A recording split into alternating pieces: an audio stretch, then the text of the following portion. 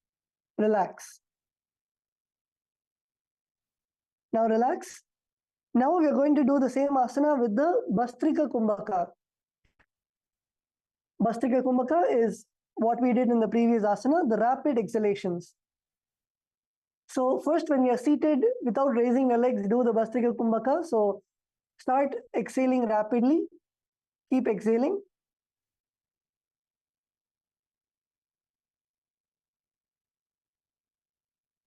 Rapidly exhale. You should feel your stomach going in. With each exhale, you should feel your stomach going in.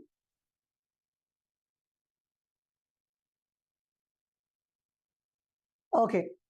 Now relax. Now we are going to do the Bastrika Kumbhaka with the Parighasana. So again, take your legs and lift it to a 45-degree angle. And then bring your hands behind your head and hold your opposite shoulders. Keep your chest upright and your toes pointed. Visualize yourself as a mace. And now perform the Bastrika Kumbhaka.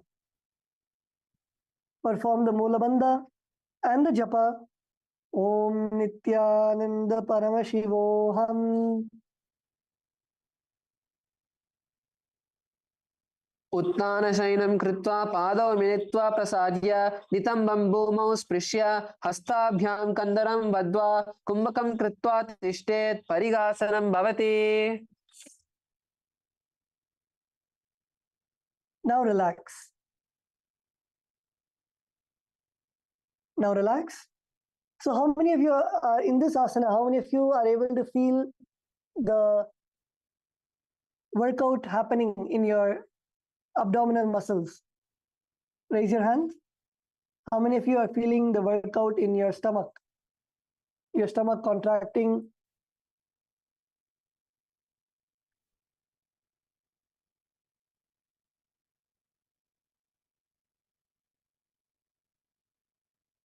Okay, wonderful. So the next asana is similar asana. The next asana is Naukasana. So in Naukasana, again, extend your legs in front of you and bring your legs to a 45-degree angle. Now, bring your elbows and palms down on the ground. Bring your elbows and palms down on the ground. Your hands should be beside your hips. Your hands should be beside your hips. Bring your legs to a 45-degree angle. Keep your chest upright, your legs straight. Don't bend your knees. Don't bend your knees. Keep your legs upright, your toes pointed.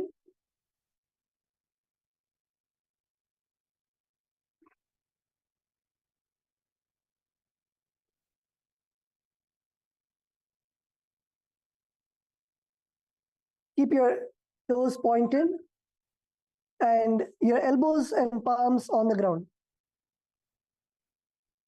Now, we are going to be visualizing boat in our inner space. Visualize a boat in your inner space. As we perform this asana. And for some of us, if we want to make this asana a little bit more challenging, now you can remove your elbows and hands from the ground completely and bring it to the side. So this is another variation. If you want to make the asana a bit more challenging, you can do this. For the rest of us, we can continue to keep our forearms on the ground.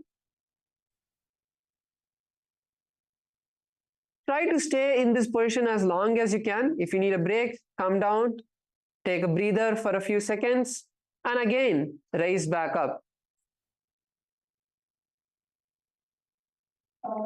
As we perform this asana, when you perform the Mula Bandha in this asana, tightening your perineum, you will see it becoming easier.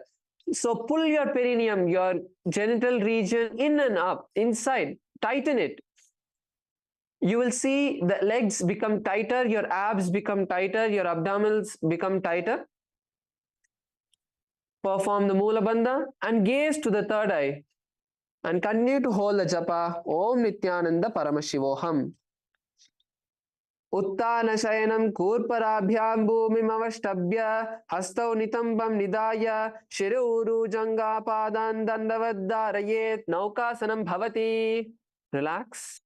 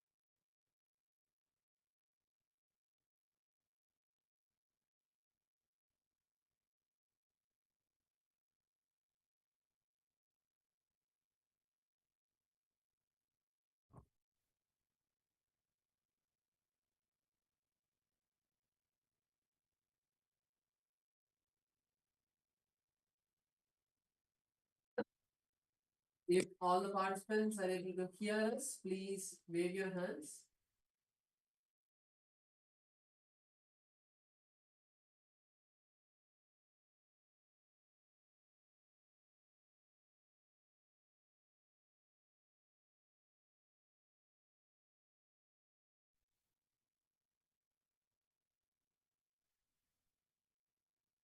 Yes. So let us now continue with the next asana. The next asana is Rudrasana. So in Rudrasana, we are going to be first bringing the soles of our feet together. Bring your soles of the feet together. And now you're going to be inserting your hand underneath the shins.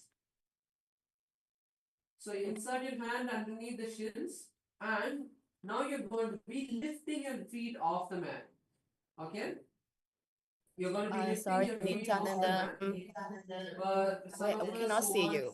to have a little more balanced variation, you can do one leg at a time.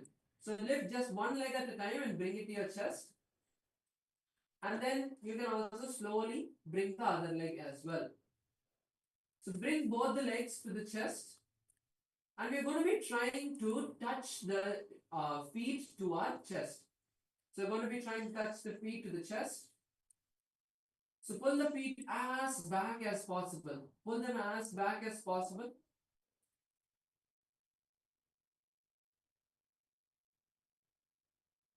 In this asana, we are going to be visualizing Lord Rudra in our inner space.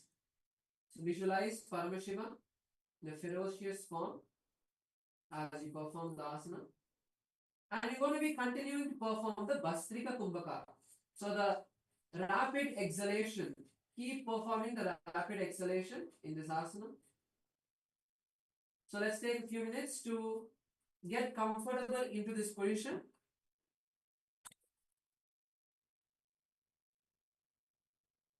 So if you're still practicing to move the both legs up, keep moving further and further. If you want, you can take the support of the wall.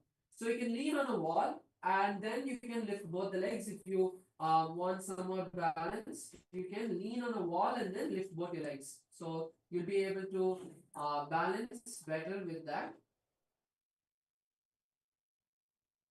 And in this asana, gaze at your third eye as you continue to perform the japa of Om Nithyananda Paramashivam. Pagatale Samputa Kare Hastasya Paga Ucha Pagaka Anguta Do Leo Parli Kani Talave.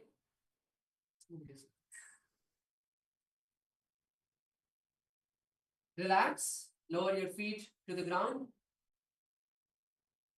And now we are going to be moving into the next asana, Unmukha Pitasana. So now all of you can lie down on your back and keep the knees raised with the feet on the floor. Lower the back onto the mat and lower the hands to your side. Keep the knees raised with the feet facing down with the feet, and now bring the knees together. So you're going to be bringing the knees together, and now the hands will be touching the heels. So keep the hands touching the heels. The tip of the fingers will be touching the heels.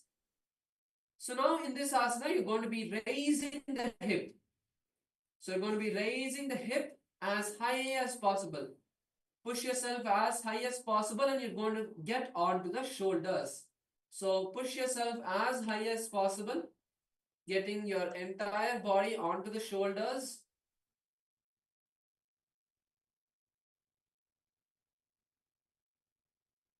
So in this asana, we are going to be performing the Murcha Kumbhaka. You can all relax and listen for a moment. So the Murcha Kumbhaka is basically inhaling and exhaling, and in between we'll be performing the Jalandhara Bandha. So you'll inhale, lock the Jalandhara Bandha, and then slowly exhale. So let's all perform this Jalandhara Bandha at once.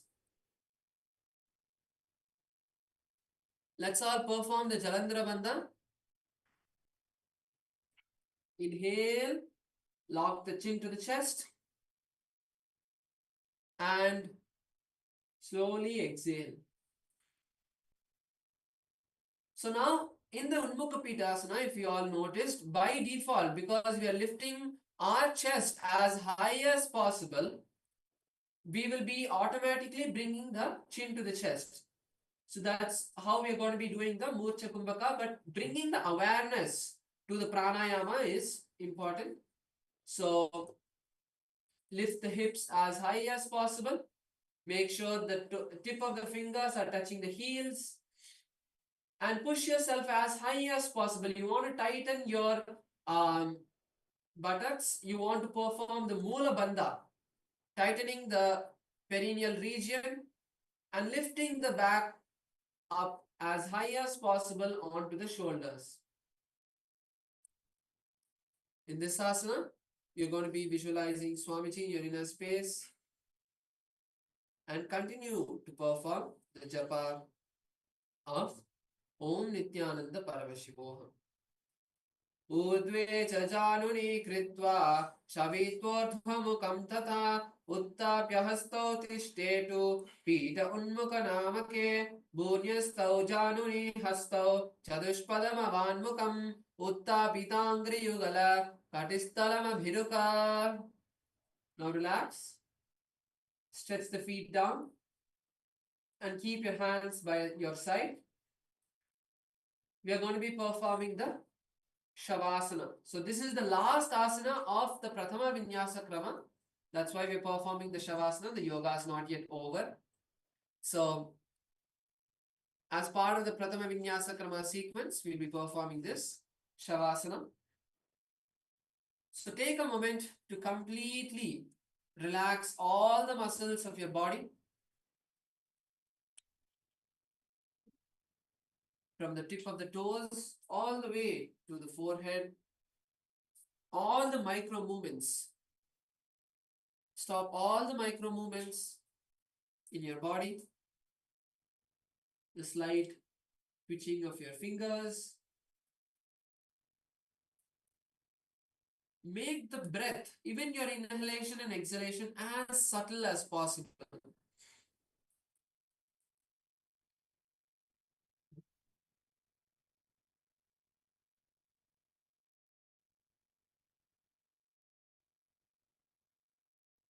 Even the inhalation and exhalation, keep it as subtle as possible.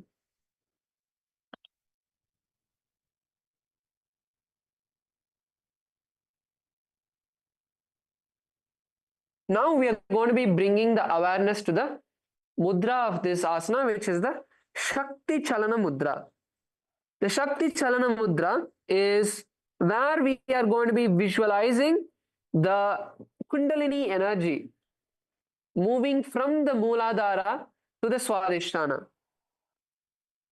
So let us start with visualizing a powerful golden serpent at the base of your spine, moving from the Mooladhara, which is at the root center, slowly moving to the Swadhisthana, which is below the navel center, the Manipuraka, which is the navel center, the Anahata, your heart center, the Vishuddhi, the throat center, the Agnya, your brow center,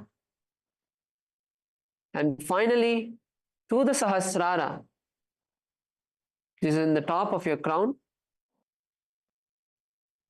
And now let's once again bring the awareness back to our body.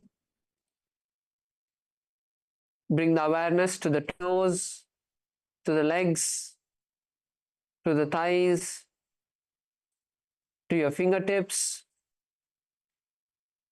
to your arms, to your face, to your chest and your abdomen. And now start wiggling your fingers and toes. Bend the knees and bring them to your chest.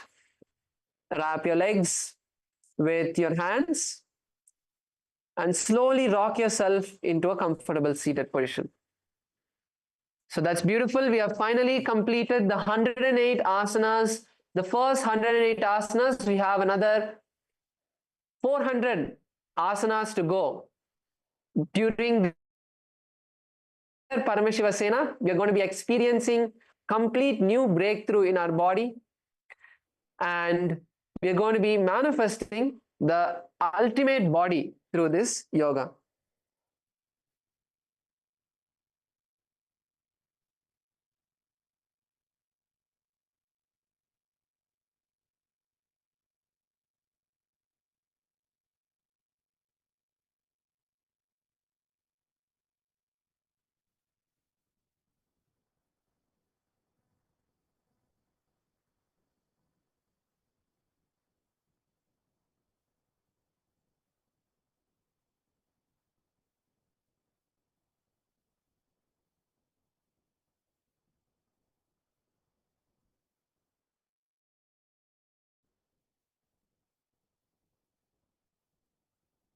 We have to say. So the next asana is Yathashanishtasana. So in Yathashanishtasana, we are going to be sitting in a comfortable position. So this asana is the comfortable position for you. For example, if you feel that sitting with your legs stretched is a comfortable position, then sit with your legs stretched. If you feel that sitting in Padmasana is a comfortable position, sit in Padmasana. So in this asana, you're going to be sitting in a comfortable position for you. Whichever is your comfortable position, where you feel at ease, that is the Yathashanishtasana. So it's an asana that it depends on you. So there is no particular body posture, how you're supposed to keep yourself. So get into the Yathashanishtasana. And once again, we are going to be starting with the Samana Kumbhaka. So if all of us remember, the Samana Kumbhaka is where we inhale, hold the breath as long as you can, comfortably, visualizing the inner fire in your abdomen, rising, intensifying. And then when you can't hold on anymore, exhale. So let's perform this pranayama together, the Samana Kumbhaka. Inhale, hold the breath and start visualizing the intense fire of your abdomen, of your stomach, the Jataragni, intensifying inside of you. Feel the heat in your body and then exhale. And now you will be performing the Mula Bandha. So let's all tighten the perineum and be seated. And The japa for this is the Om Nithyananda Paramashivoham.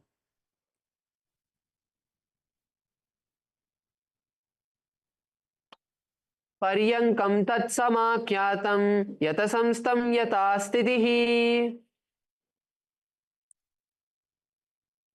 The next asana is samasana.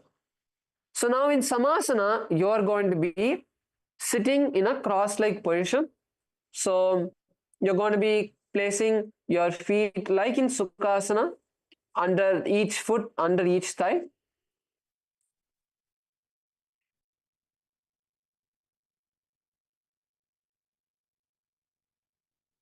So now from this position, you're going to be raising one foot and placing it on the opposite thigh. So you're going to be placing the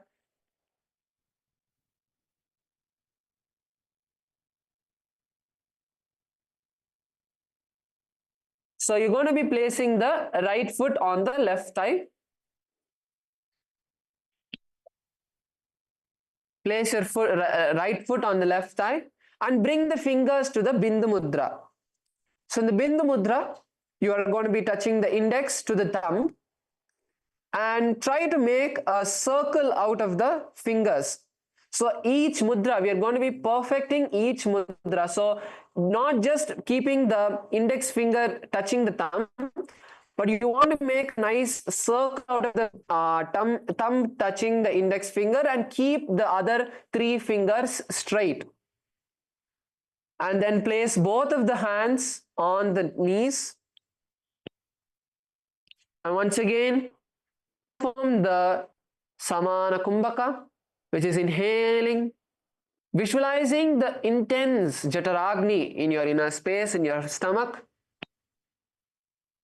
Hold the breath as long as you can, and then exhale.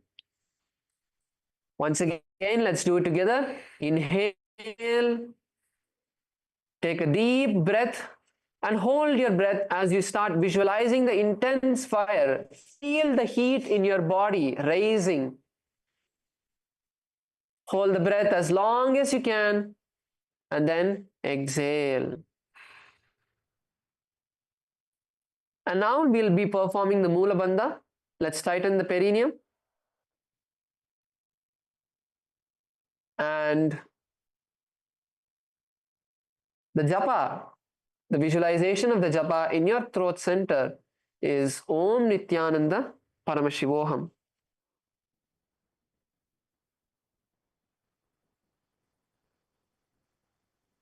Idanim Garbanim Idanim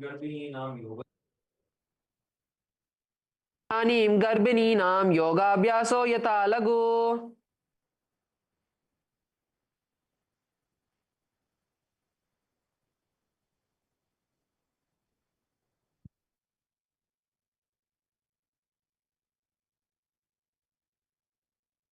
So now the next asana is Muktasana. So now in Muktasana, it is a very similar position to whatever we are seated in already now, what we are currently in. In this asana, you are going to just be switching the position of your hand. Instead of keeping the hands in the Bindu Mudra, you are going to be placing the hands, the palms on the knees. So just place the palms on the knees and gaze at your nose.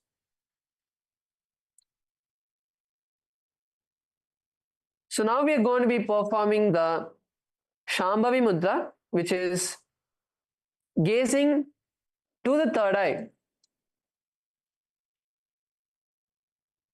Perform the Mula Bandha. Pull your perineum in and up and start visualizing Swamiji in your inner space. Continue to perform the Samana Kumbhaka. Inhaling, feeling the intense heat rising in your body, and then exhaling.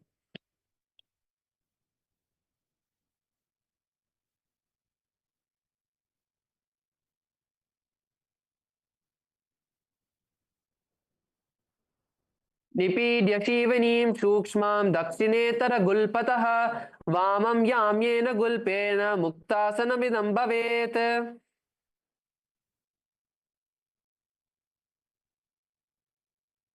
The next asana that we are going to perform is Siddhasana. So in Siddhasana, you're going to maintain the same position as Muktasana. So make sure that you are keeping your left foot against the genital region and your right foot on top of your left foot.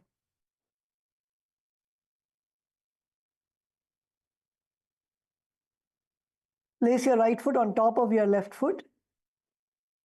Your hands facing downwards on top of your knees.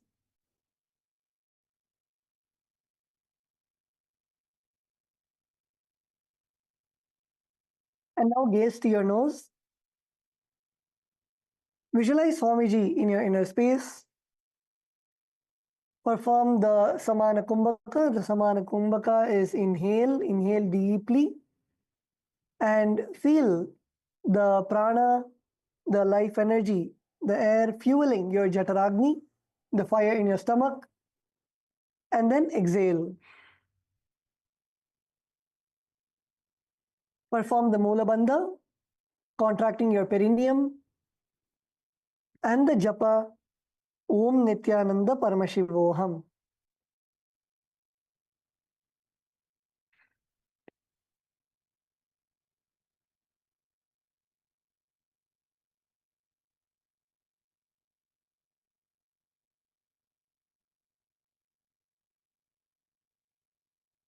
Anu samyamitendro chaladrasha pashyan bhavorantaram chen moksha path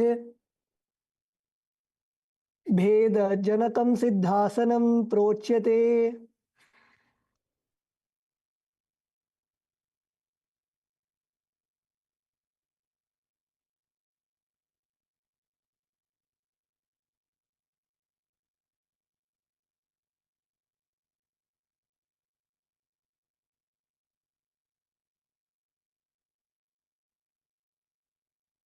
The next asana is Siddhyasana. So in Siddhyasana,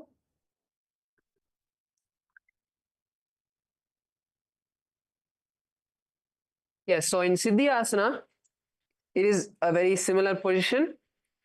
The only difference in this asana is that now we are going to be performing the Mahamudra Bandha. So now perform the first is the Jalandhara Bandha. Inhale, take a deep breath and lock your chin to the chest. And as you perform this, we'll be performing the Samana Kumbhaka as well, which is feeling the intense heat in our body. Now, when you can't hold on anymore, exhale and pull the stomach in and up as much as possible. Exhale completely and pull the stomach in and up as much as possible. And as you stay in this position without inhaling, pull the Mula Bandha inside as well. Start performing the Mula Bandha. If you need to inhale again, that is fine. Inhale. And as you inhale, once again, lock the chin to the chest. Start performing the Samana Kumbhaka. And as you perform the Bandha and the Pranayama, visualize Swamiji as well in your inner space.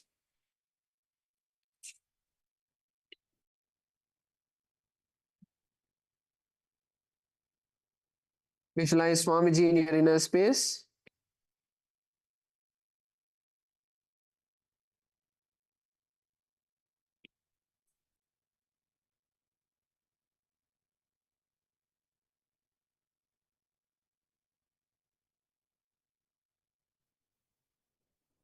And hold the japa Om Nithyananda Paramashivam.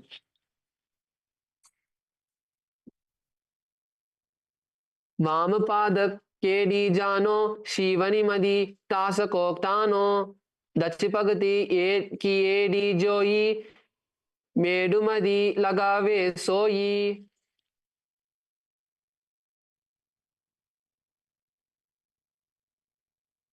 The next asana is Rudrasana 2.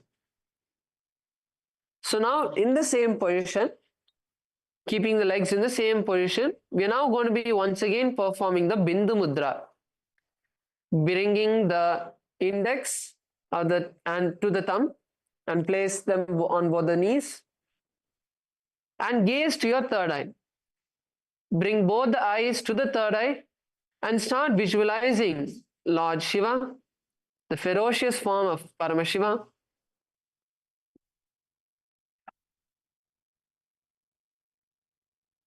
and perform the Mula Bandha, which is tightening the perineum.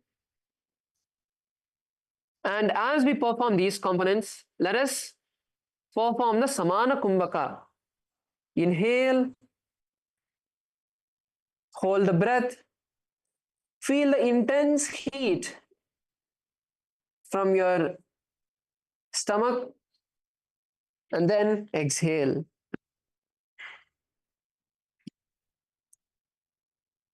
Once again, inhale, feel the intense heat coming from your stomach. Hold as long as you can, and then exhale. Continue to hold the japa Om Nithyananda Paramashivoham.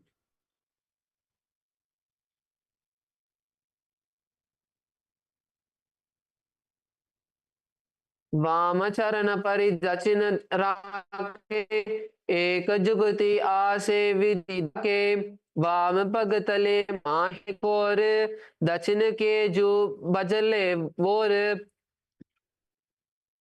Relax.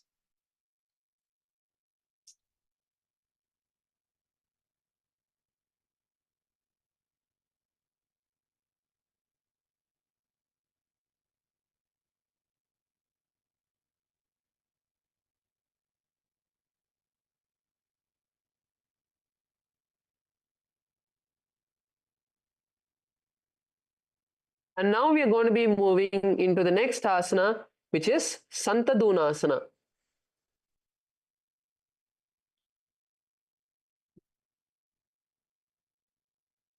So now in Santadunasana, we are going to continue to keep the legs and hands in the same position. We'll just be changing the visualization in our inner space. Visualize yourself as unshakable.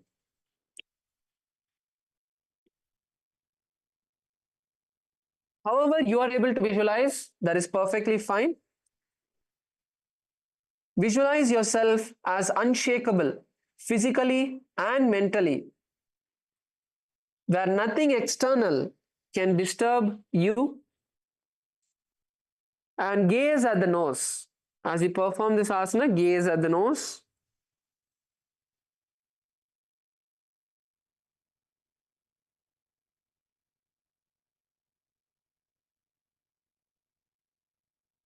Continue to hold the japa Om Nithyananda Paramashivoham in your throat center. Internally, keep chanting the japa Om Nithyananda Paramashivoham.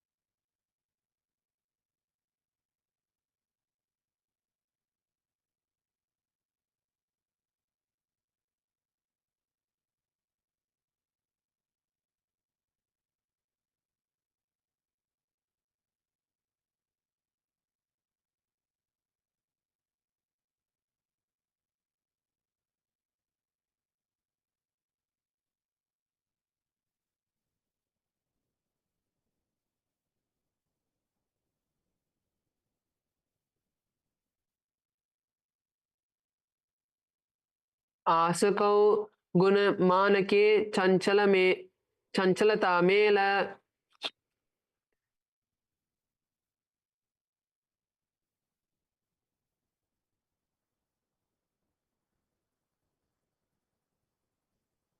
The next asana is Siddhasana 2.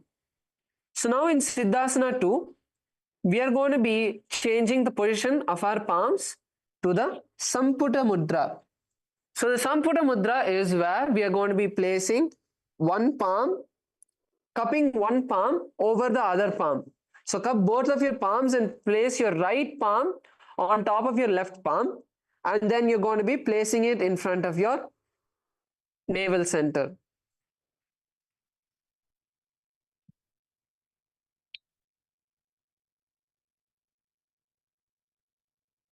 So in this asana, we are going to be changing the visualization to start visualizing Swamiji in your inner space and perform the Mula Bandha, pulling the perineum in and up.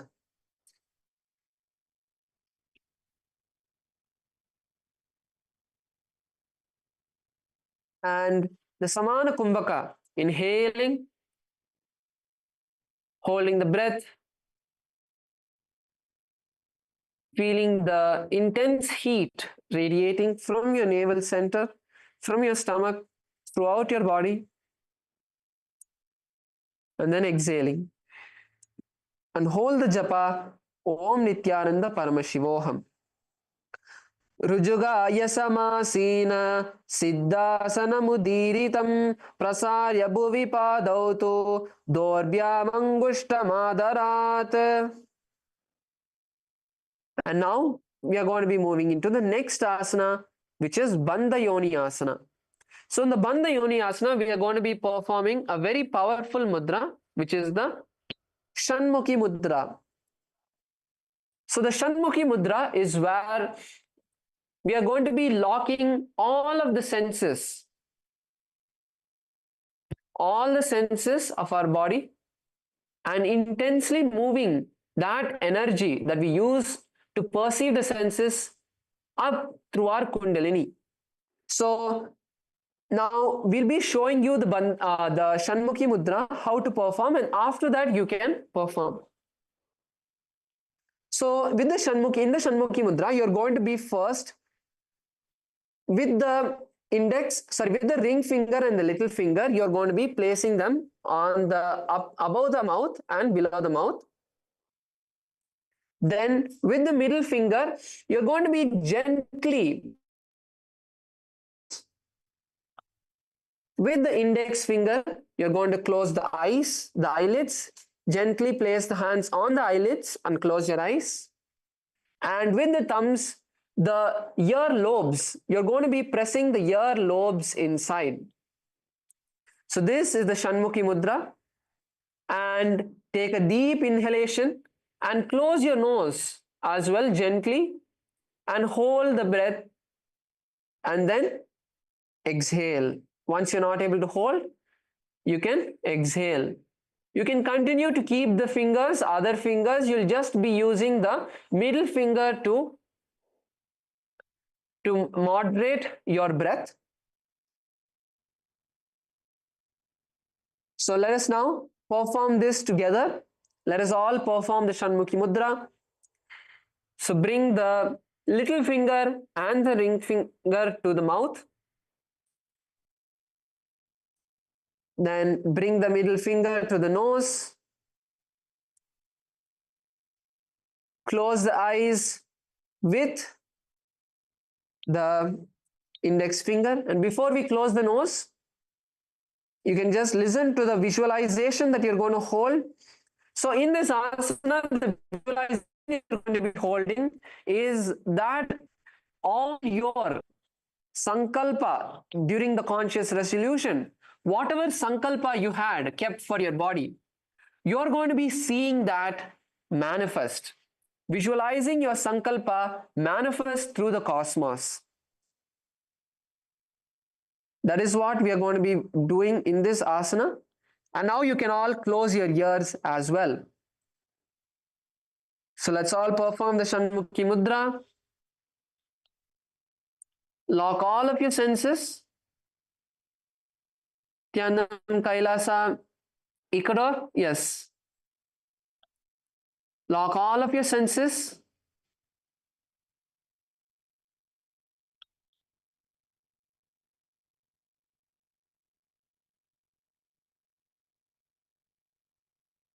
Let us take a few minutes to intensely visualize our reality, our desires, our sankalpa manifesting inside our inner space as we continue to keep performing the Shanmukhi Mudra. Inhale, gently close the nose with the middle fingers, hold your breath as long as possible, and then exhale.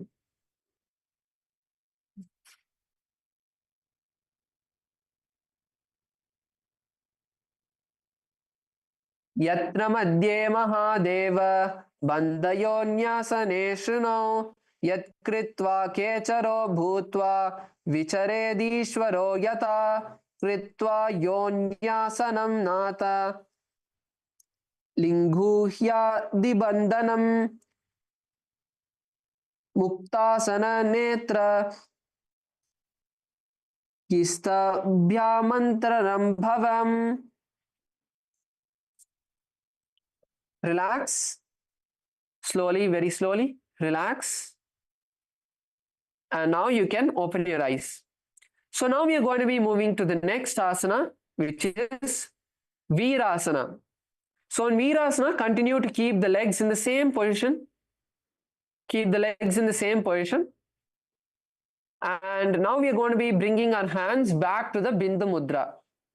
So keep the hands in the Bindu Mudra and place your hands on the knees. Here you're going to close your eyes for a moment and start visualizing yourself as the embodiment of bravery.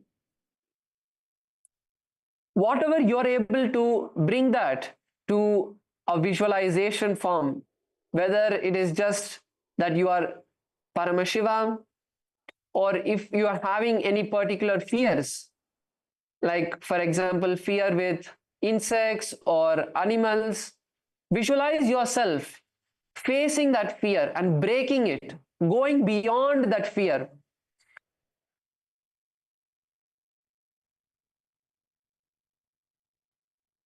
Whatever fear you're having, whatever fear, whether it's fear of just feeling congested,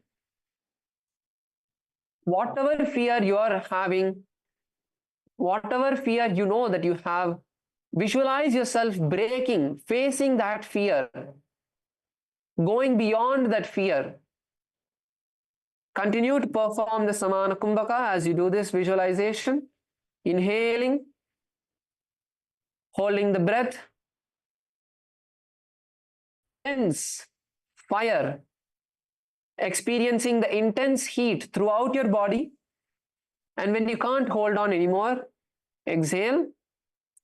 You'll also perform the Mula Bandha, locking the perineum, and hold the japa Om Nithyananda Paramashivam.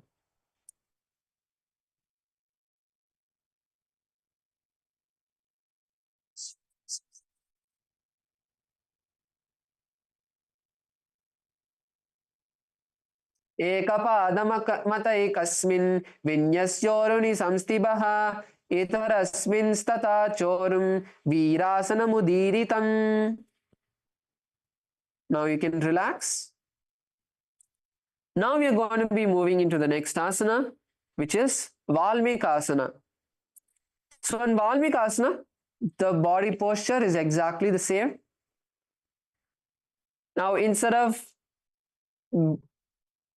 visualizing the going beyond the fear, we're going to change the visualization to the great sage of Valmiki.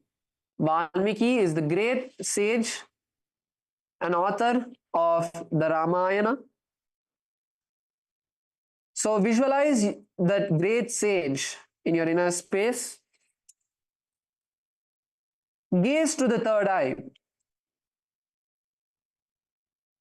and continue to perform the Samana Kumbhaka, inhaling, feeling the intense heat throughout your body, and then exhaling. Pull the Mula Bandha, tighten the Mula Bandha.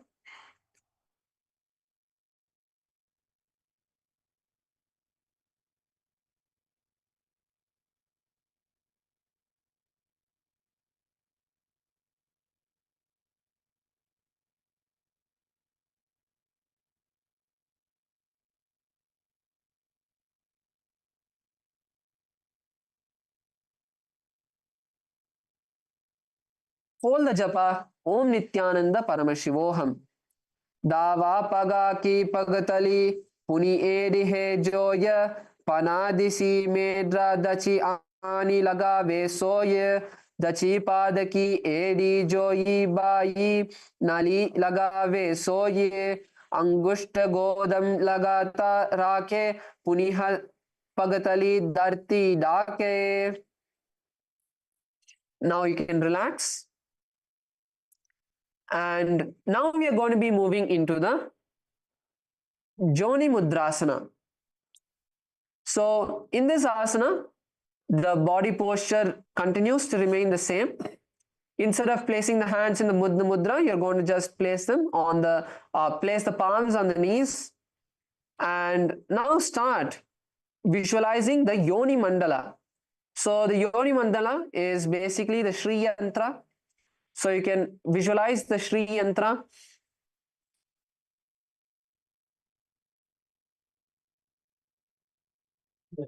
And gaze to your nose.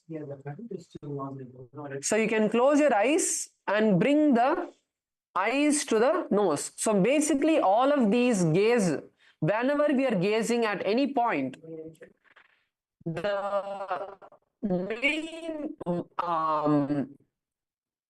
benefit that it gives us is when Swamiji says that when we hold the eyes, when we lock the eyes, what happens is all of the visualization that we are having of all the thoughts continuously flowing through us, all of that reduces drastically. So it's bringing us a lot more focus into each of these components that we are going to be doing, because each of these are very subtle. To visualize the Shri Yantra is a very subtle level of awareness that you need to bring into yourself.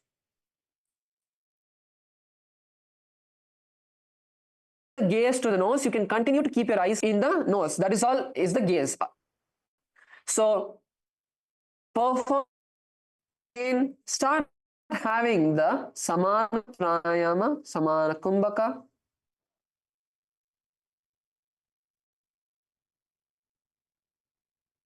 Inhale, hold the breath, and then exhale. And during the pranayama, feel the intense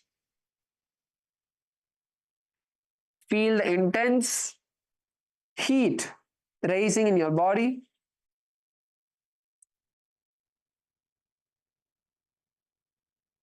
Continue to perform the Mula Bandha.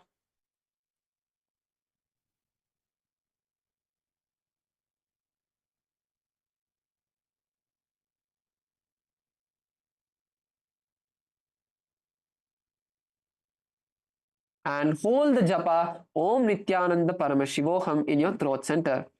Ata Joni Mudrasana, Paramapada ki pagatali, Jahi mahili kore, Joni taram dara vese, Ulato pavajo mori.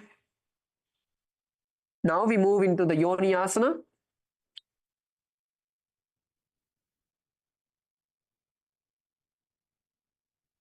We move into Joni Asana, which is the exact same asana.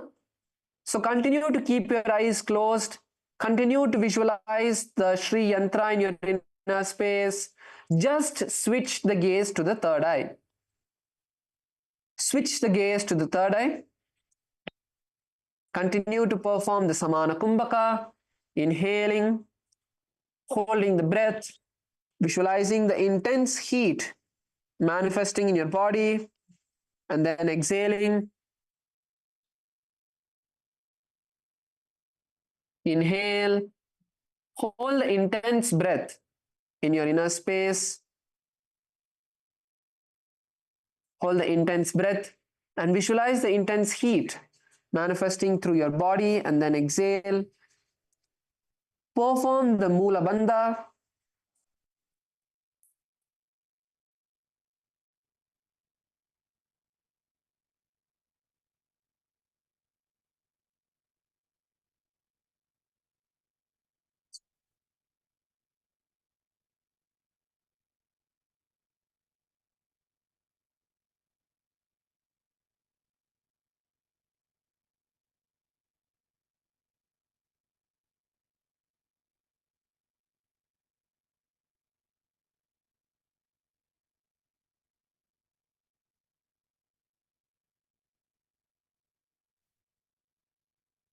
One of the benefits that you experience while performing this yoni asana is your body completely gets filled with the prana.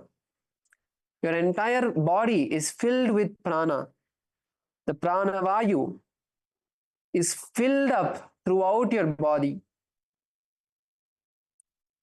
Continue to hold the japa Om Nithyananda Paramashivam in your throat center.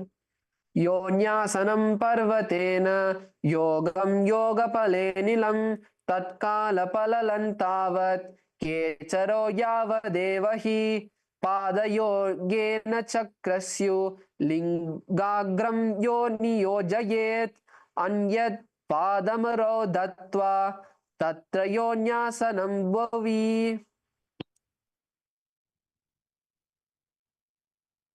Relax. Now we move into the next asana, which is Bhadrasana. So in Bhadrasana, we are going to be changing the position. Finally, we are going to be changing the position from these subtle asanas. We are going to come back to some more asanas where we are going to have a little bit change in the body. So now we are going to be bringing our feet together. So this is Bhadrasana 3. Now bring the soles of the feet together and wrap your fingers around the toes. So wrap your fingers around the feet and toes, and let's all now try to, once again, for all the participants who are not able to bring the knees to the ground, let's all take some time now to bring the knees to the ground. So if some of the participants are not able to bring the knees to the ground, those participants who are already able to, you can go around and help the participants who are not able to bring their knees to the ground. You can partner up with them and give them a light stretch. So let's all take a few minutes to do this.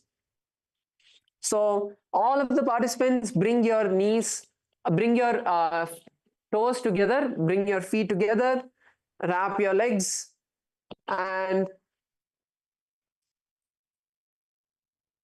you can start, even if you don't have a partner, for now you can start doing the butterfly where you just are bouncing the feet up and down in that position. Yes, so Kailasa Ikador, that's great. You can now help Antoine Aya. So just place your hands on the knees of your partner. So just place your hands on the knees of the partner from the behind, not from the side. Kailasa Ikador, not from the side. You want to gently help him from the back. So you can just place your, yes, Maharaj. So yeah, like that, correct. So place your hands on the side of the partner and do not press too much. So you want to press the legs as down as possible for the partner, as comfortable as they are, and then you want to allow them to inhale and exhale deeply. So inhale and exhale and allow those muscles to stretch. Nithyanandam, Kailasa, Los Angeles, Rajya Sabha, one of the cameras are stuck.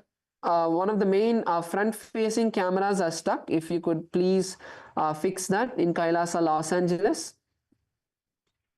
Yes, male side. Male side. Let's all push our feet down.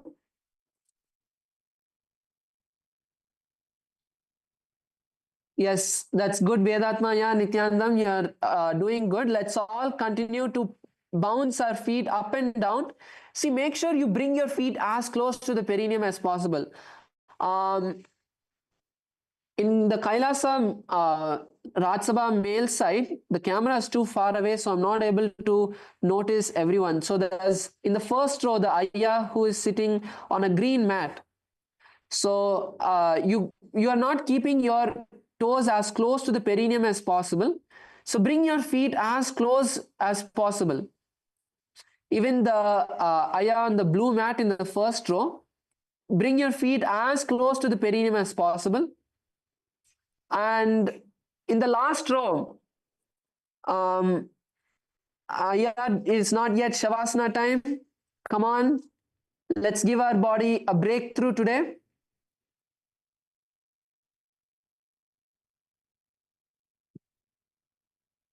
Yes, let's all take some more time to push ourselves as much as possible. Yes, Kailasa, Bolivia, that's good. You can even help from the front. That is also good. And if you're already able to do it, if you're already able to bring your knees all the way down, you can also place your hands on the knees and slowly bend forward. That will give you an even better stretch. So yes, Kailasa Bolivia 4, like how Maya is showing, you can keep your hands on the knees and slowly push yourself forward. So that will give you an even good extra stretch. Yes.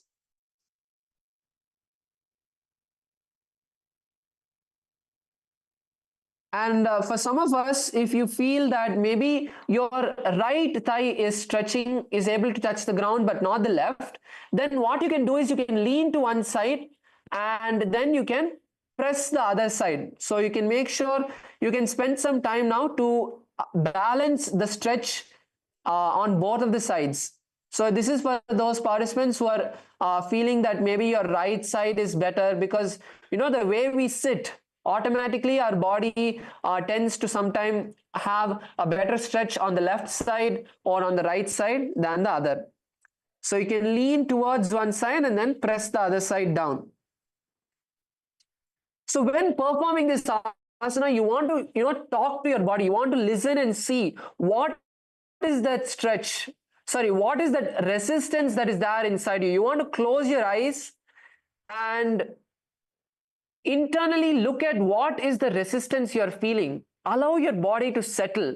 You know, when your thoughts are really high, when you're thinking about so many things, when you're doing a lot of inner processing, at that time you're not able to give all of that energy to your body. You want to do that. You want to close your eyes now and intensely start talking to your body. Come to a complete settled space where you're inhaling and exhaling in a deep way.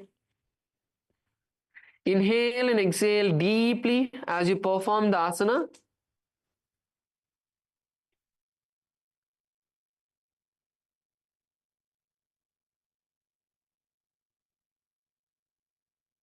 As we perform this, continue to visualize Lord Veerabhadra in your inner space and hold the japa Om Nithyananda Paramashivoham. अतभद्रासनं गुल्पौ च वृषणस्यादः श्रीवन्याः पार्श्वयोः क्षिपेत् सव्यगुल्पं तथा सव्ये दक्षगुल्पं तु दक्षिणे.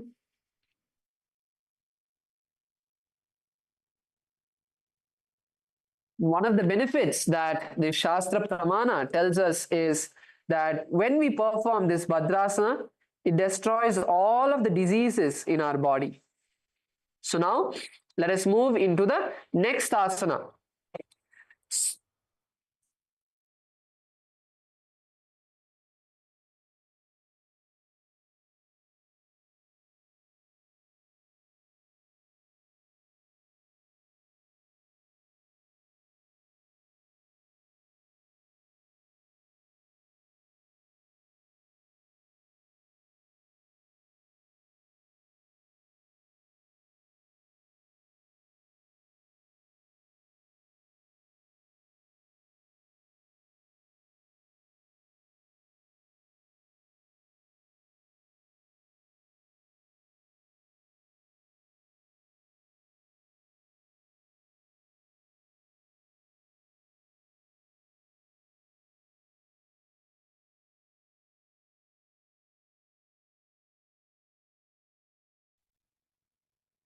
Nithyanandam.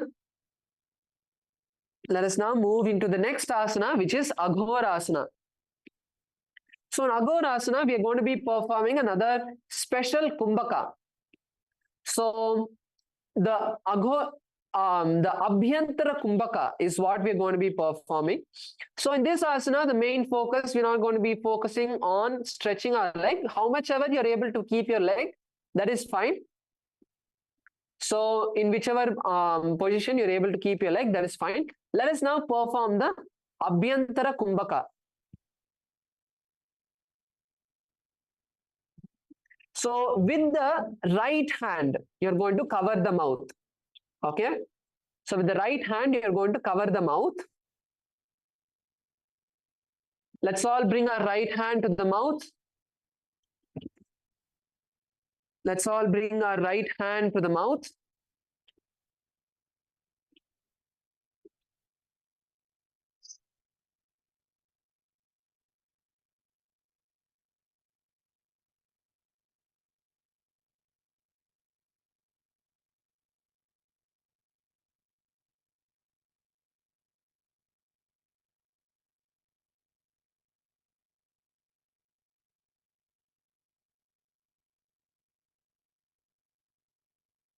Yes. Let's all bring our right hand to the mouth and close the left nostril with the index finger. So use your left nostril and close the left nostril with the index finger and inhale through the right nostril. So take a deep breath and inhale through the right nostril. And now close both the nostrils with the thumb. So, with your index finger, you're holding your left nostril. Now, once you've taken a deep inhalation, close the right nostril with the thumb. And hold the breath as long as you can. And then slowly, when you're not able to hold on anymore, exhale through the left nostril. Now, the kumbhaka is not over, the pranayama is not over. Now we have to perform the other side. So now inhale through the left nostril. Let's all take a deep breath through the left nostril. Hold the breath as long as possible. So once you've taken the deep breath, close your left nostril with the index finger and slowly exhale through the right nostril. So this is the Abhyantara Kumbhaka. So this is one cycle of the Abhyantara Kumbhaka. And the next important part of this asana is the Kechari Mudra. So the Kechari Mudra is where we will sit, we will place the tongue, fold the tongue. You're going to fold the tongue and bring the tongue as backward as possible. Take the tongue as backward as possible. And you're going to be visualizing the nectar overflowing from the Sahasrara and dripping onto your tongue. So you're going to use your tongue to catch that nectar. And gaze to the third eye. So the gaze to the third eye is part of this Kechari Mudra as part of the revelation that Paramashiva gives from the Shiva Samhita. So perform this Kechari Mudra intensely as you continue to perform the Abhyantara Kumbhaka. Do not stop the Abhyantara Kumbhaka. We are going to be focusing on these components mainly for this asana. And for the visualization, visualize an Aghori. Visualize Paramashiva completely covered with Bhasma.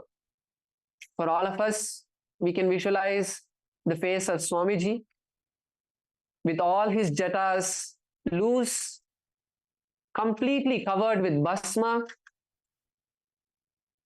having lots of Rudraksha on his body and blessing us. Perform the Mula Bandha. So let's take a few minutes to intensely perform all of these various components. First is the Abhyantara Kumbhaka. Inhale through the right, hold the breath, exhale through the left, inhale through the left, hold the breath, and exhale through the right.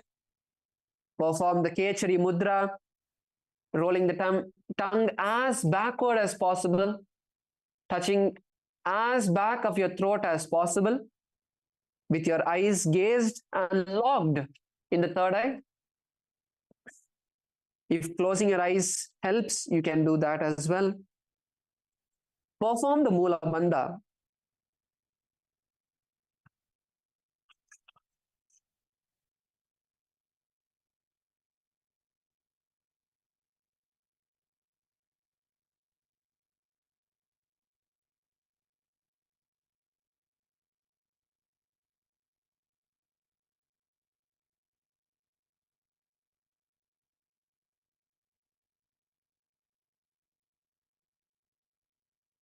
And hold the japa Om Nithyananda Paramashivam in your inner space.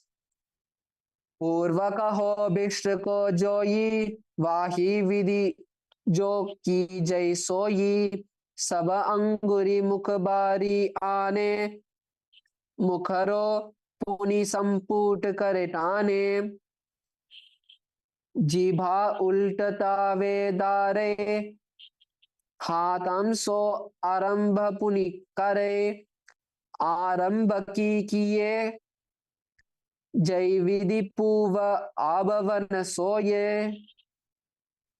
Relax slowly, open your eyes, relax your tongue, and now we move into the next asana, which is Kaneri Pavasana.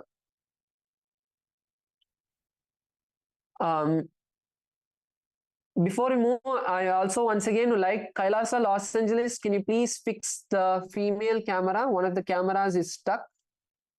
If you're not able to fix it, you can just put a message in the chat.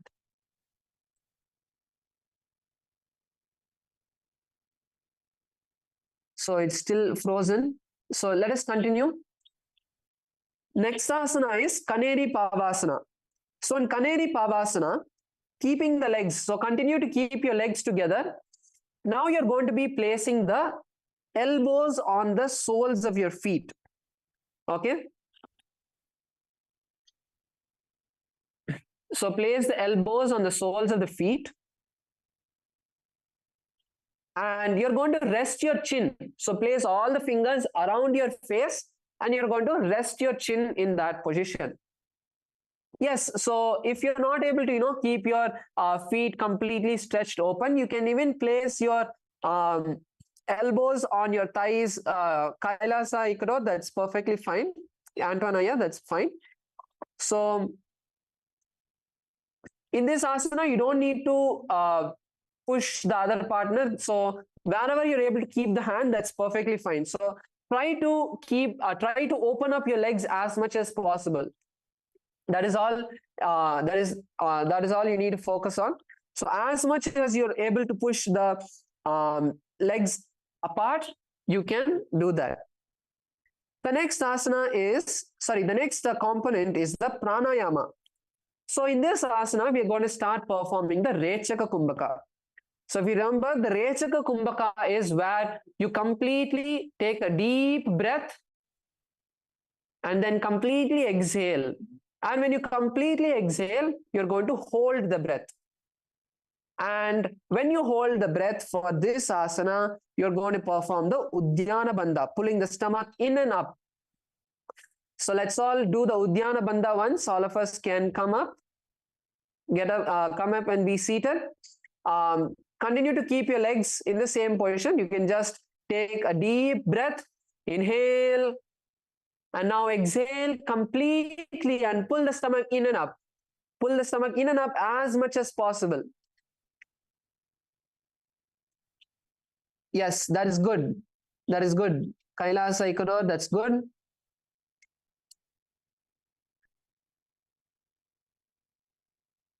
all the other participants also. I see in Kailasa, Los Angeles, there is one ma who is still in the asana. You can take a moment.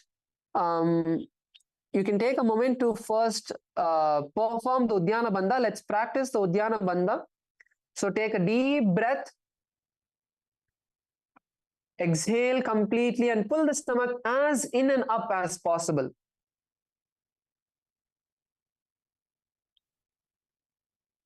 Pull your stomach as in and up as possible and then exhale. So if we completely clean our stomach, and before the yoga, if we completely clean our stomach, performing the Uddiyana Bandha will be even more easier. So your stomach will be completely free, even whether it's food or if you haven't cleaned your stomach. Make sure you do that before the yoga. That's the best way you will be able to have the complete experience of all of these various components, these subtle components. So let's get back into Kaneri Pavasana. Lower your body and place your elbows on the soles of the feet. Pull your stomach in and up as you perform the Rechaka Kumbhaka. And you're going to visualize yourself as an elephant. So you can close your eyes and visualize an elephant drinking water from a pond. With its trunk, visualize the elephant taking its trunk into the pond, pulling the water inside, and then pouring the water into its mouth. Gaze to your nose and continue to perform the japa of Om Nithyananda Paramashivam in your inner space. Kaneri Pava Asana, Gwali Pavan Asana, Kahyo He Jaise, Yahu Me Jane Vidite Se, Do Gulpa Mahilo Jano, Aru Edya Vichikahu Nitano. Relax. You can now rise up. And we move into the next asana, which is Parasana.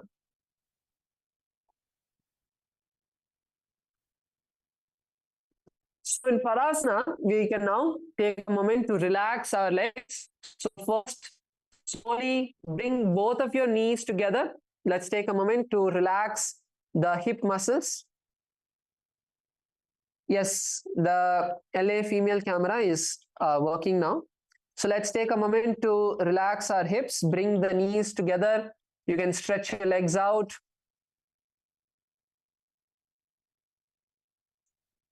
Stretch your knees out.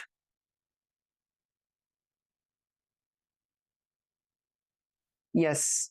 So now in Parasana, we are going to bring the knees together. Bring the knees together. And from between of the legs, from between your legs, you're going to insert your hand.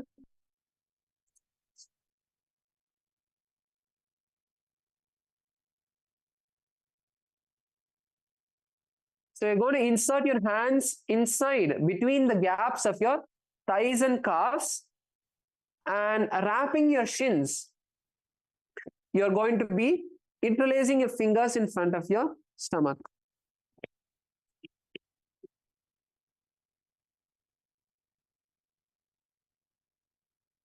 So we'll be showing this to all of you. You can all first have a look and then perform the asana.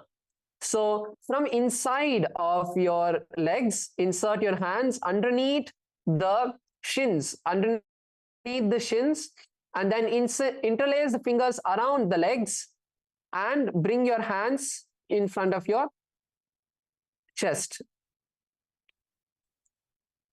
So in this asana, you're going to be visualizing Swamiji in your inner space.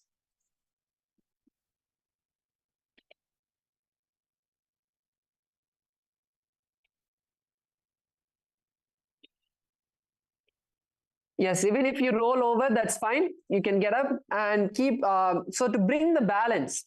So the technique to bring balance in all of the balancing asanas is bringing the gaze. One is bringing awareness to where you're balancing. For example, in this asana, we are balancing on the lower spine. So when you're balancing on the lower spine, you want to bring the awareness to that part of your body and also fix your gaze to a particular point. Okay. So even if you're not able to interlace your finger, that's fine. Bringing the balance is also another part of this asana. So take a moment to bring the balance. Fix your gaze on a particular point and bring awareness to the place, the part of your body which is balancing. So that is what we call that the connection with that muscle. You want to bring awareness to each and every part of your body. So bring the awareness to that part of your back, where you can see all of those tiny muscles in your abs, in your abdomen, in your back, all of them balancing, your legs, all of them slightly moving forward and backward to bring that balance. When you bring awareness, you will see automatically the balance starts happening. So bring the awareness and balance. And now try to pull your legs as close to your chest as possible. So the closer to your chest you bring it, you'll be able to interlace your hands.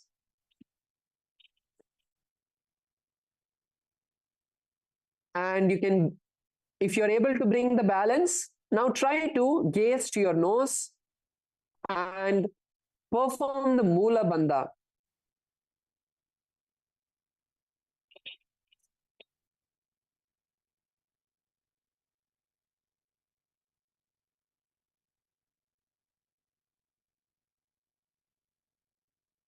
Let's take a moment to practice this position, bringing the balance into our body.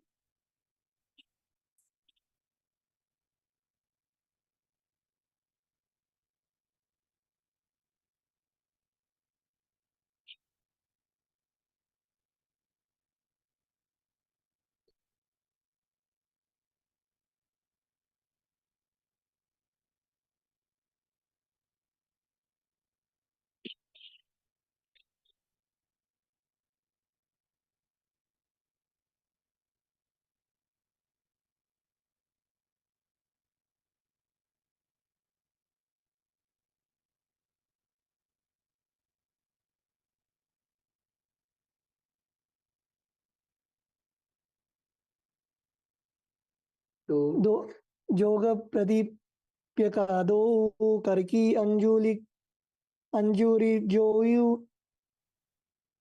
आनी लगावे सो.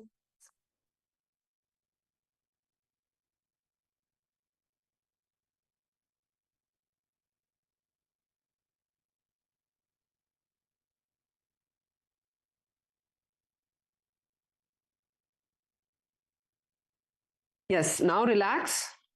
You can all relax.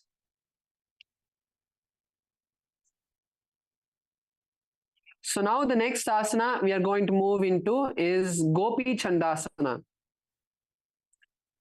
So in Gopi Chandasana, now from this Parasana position that we were in, it's the same continuation of that sequence of asanas.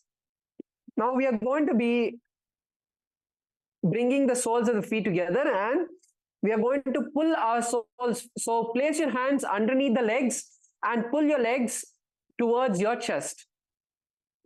So pull your legs towards your chest and bring it as close to your body as possible.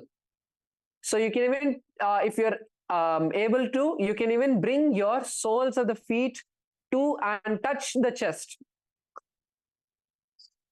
So let us all try to do this asana. So for those of us who are yet to come to this position, right? So let's start with something simple. Keep your feet on the ground. Let's keep the feet on the ground and you bend forward. Instead of pulling your legs towards your chest, you bend forward so that you are able to open up the hips even further.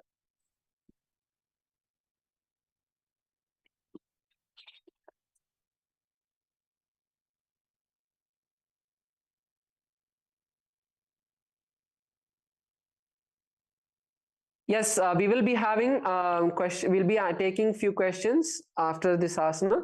Let's now first focus on the asana. So bend as low as possible. See, for those participants who are able to do, let us continue to pull our legs towards our chest. Right? If you're able to pull your legs towards your chest, if you're able to stay there, that is great. You can focus on the next steps of the visualization, which is visualizing that you are in a space of a king, a royal space inside your inner space. But for those participants who are not able to do it, focus on first bending forward, right? This asana completely requires you to have the complete stretch in your hips. Your hips need to open up, your legs need to bend as much as possible forward. So you can focus on bringing the body down. Focus on bringing your body down. So even if your knees are not fully touching the ground, that's fine. You can push yourself forward and down. So you push yourself forward and down. Don't need to worry about the knees. You push yourself forward and down. Automatically, when you push yourself forward and down, what happens is there's a stretch in your legs, which opens up the thighs and automatically moves the knees down. So now once your chest has touched your toes, now you get up and you can start pulling your legs towards your chest. And even if you're not able to do that, maybe you're not able to balance, then you can try doing this by lying down. So just roll over onto your back and now pull your legs towards your chest. So pull your legs towards your chest. So over here, you don't need to worry about the balance. You can first focus on the getting the stretch. So this is for those participants who are able to touch your chest to the legs. So now once you have done this, then you can move to balancing, bringing the balance on the back. So let us take a moment to push ourselves each in whichever level we are. Take a moment to slowly breathe and stabilize your body in that position.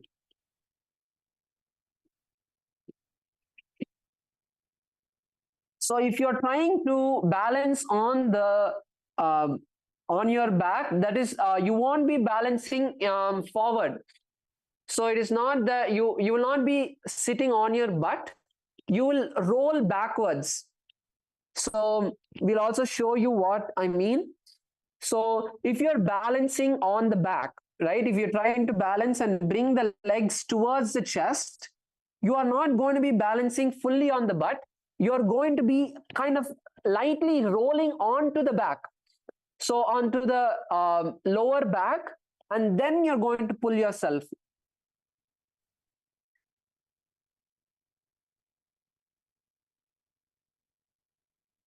Okay. And try to keep your back as straight as possible. Straighten your back as much as possible in this asana. And continue to have the japa Om Nithyananda Paramashivam. Puraba Paripagatali Angushta ko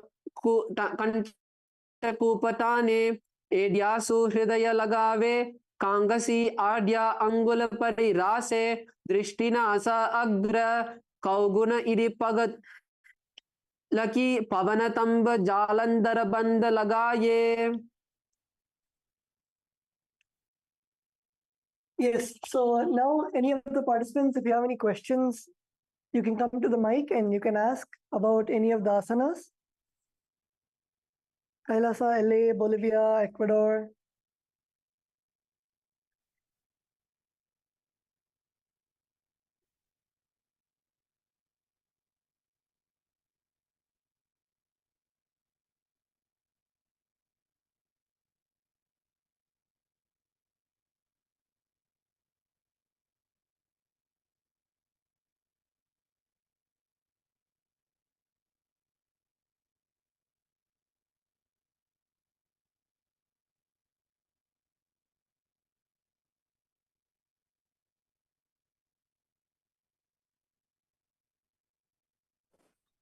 Would like to ask Nithyananda, I have a question about the first asanas we are doing. They are very similar. So, what's the reason that we have many asanas similar? Like it's to work in different parts of our consciousness or meditating. Yes, Aya. So if you actually notice, every asana might be similar, but it's never the same. Because in each asana, it awakens various different parts of us. Like in one asana, you would see that the posture, the asana might be same, but the mudra and bandha are different. That is to channels and the subtle parts of our brain. So it may be similar, but it's never the same.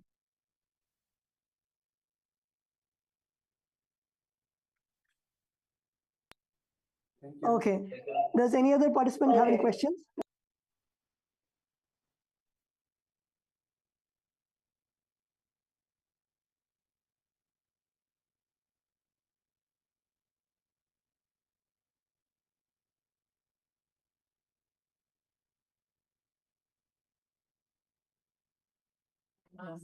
Nithyananda, this is Kailasa, Bolivia. We have a question.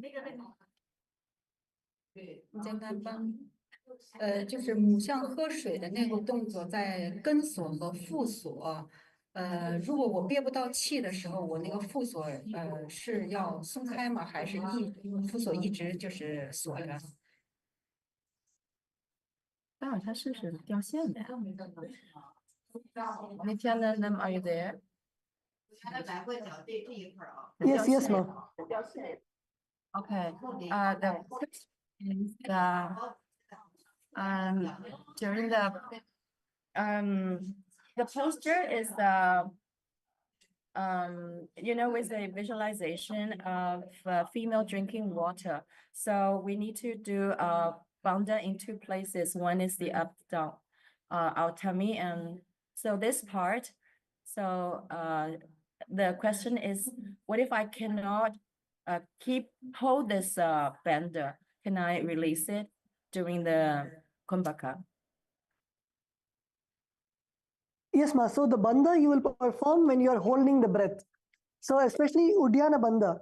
When you do the Uddiyana bandha, that is pulling your stomach in and up, it will be easier to hold your breath at that time.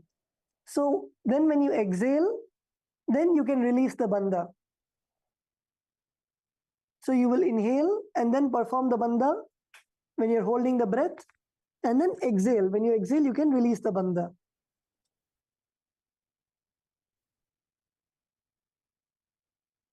三个锁都锁的时候，我三个锁都锁的时候，我那个这个是可以呼吸的吗？还是我呼吸的时候要把这个喉锁给松开？ Okay, another question is that when we are holding all the three parts of the body for the bandha, can I breathe when I'm holding the bandha?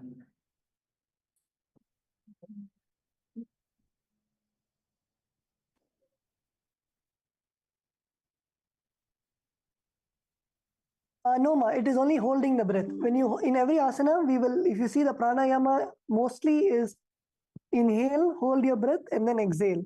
So the bandha will be performed only when you hold the breath, especially Uddiyana bandha and Jalandhara bandha. The Mula bandha, asanas which have only Mula bandha, you can breathe normally also when you are performing the Mula bandha. But especially when you're doing the Uddiyana bandha, that is pulling your stomach in and up, and the Jalandhara bandha, which is putting your chin to your chest. In these two bandhas, you need to hold your breath to perform the bandha.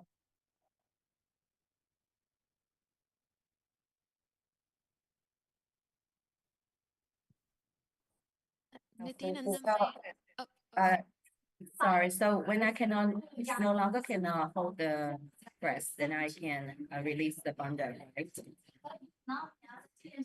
Yes, exactly. You're no longer able, then release the bandha. Yes.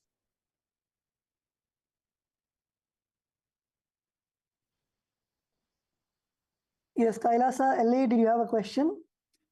Nithyananda Maya, I have a question. Where to learn more about the animals and that are visualized during different asanas and what they mean, and if we're also visualizing them, evoking their characteristics, or are these all cycles that we've gone through before human birth? I don't know. Sometimes when I do Nithyananda yoga outside, different animals come at different times. It's quite interesting. So I was just curious how to learn more.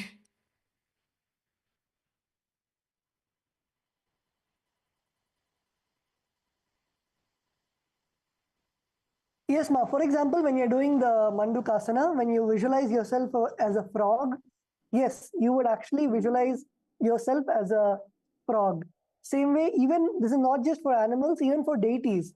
Like when you're doing the Natarajasana, you will actually embody Bhagavan Nataraja. So it is you filling your inner space and visualizing yourself in that form of Paramashiva, in that form of Swamiji.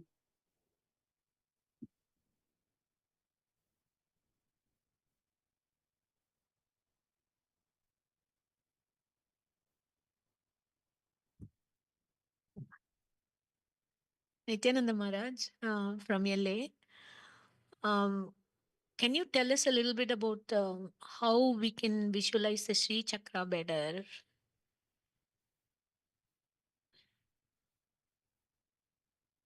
Yes, Ranima, actually the Sri Chakra, of course, actually your question is accurate because it actually takes that inner space. Like literally you should be having no thoughts. Only then you can actually visualize every single triangle of the Sri Chakra. So you can keep looking at it in your eyes. So look at it physically and then close your eyes and picture it in your inner space. Again, if you lose the visualization, look at it physically in front of you and then close your eyes and keep that image in your third eye. Thank you, Maharaj.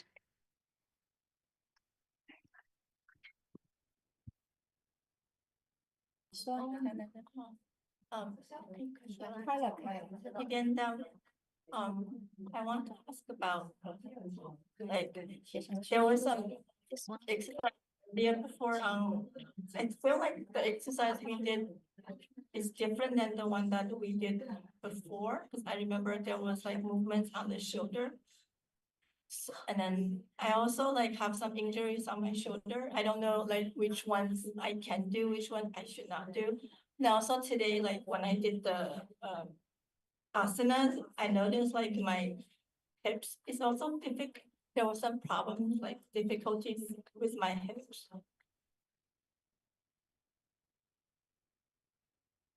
Yes, ma. Actually, when you do the asanas, even if you have, let's say you have an injury on your shoulder, you can do as much as you can, but you will see that it'll only help you to release whatever discomfort is there in your shoulder. So you can do how much ever possible, and you will see the more and more you do the asana, the more and more that the discomfort will go away, and you'll see your shoulder fine again.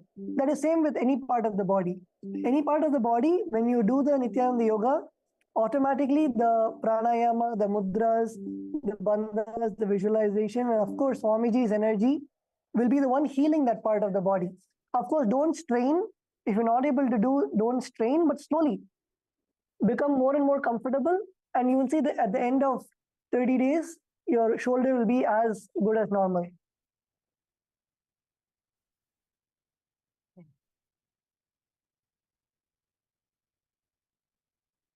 Nityananda Maya, I'm Mihri. I'm from in the LA Kailasa at the moment.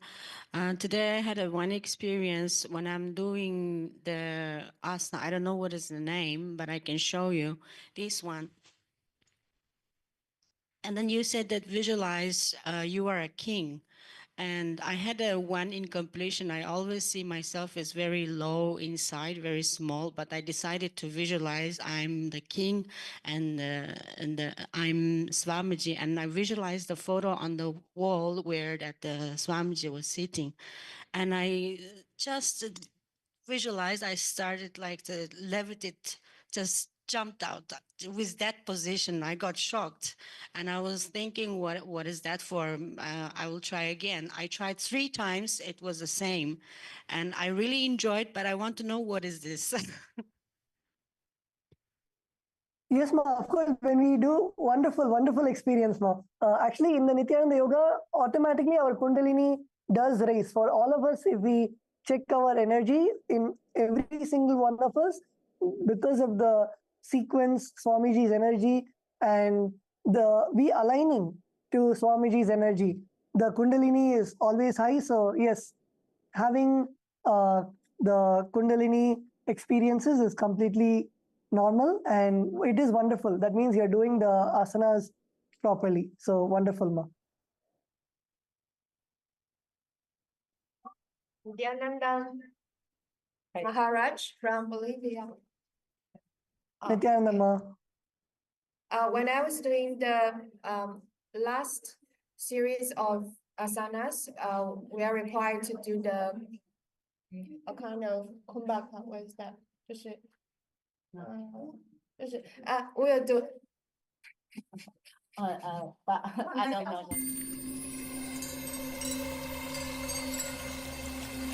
I welcome you all with my love and respect. Let you all open all your 3 eyes. Om Nithyananda Paramashivam.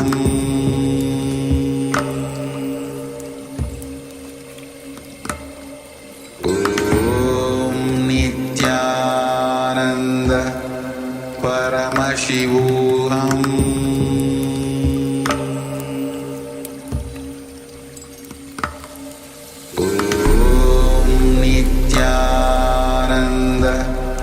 Paramashivam.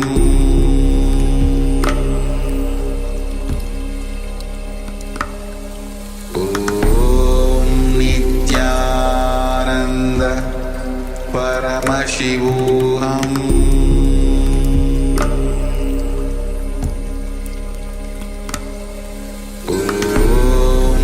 Nithyananda Paramashivam.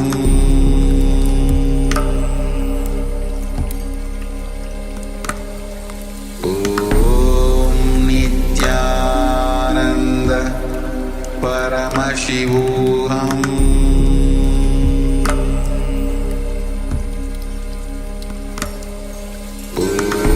Om Nithyananda Paramashivam.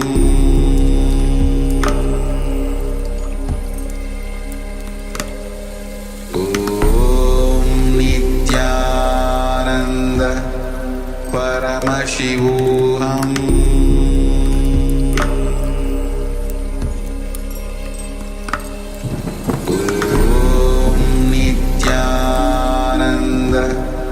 Paramashivam.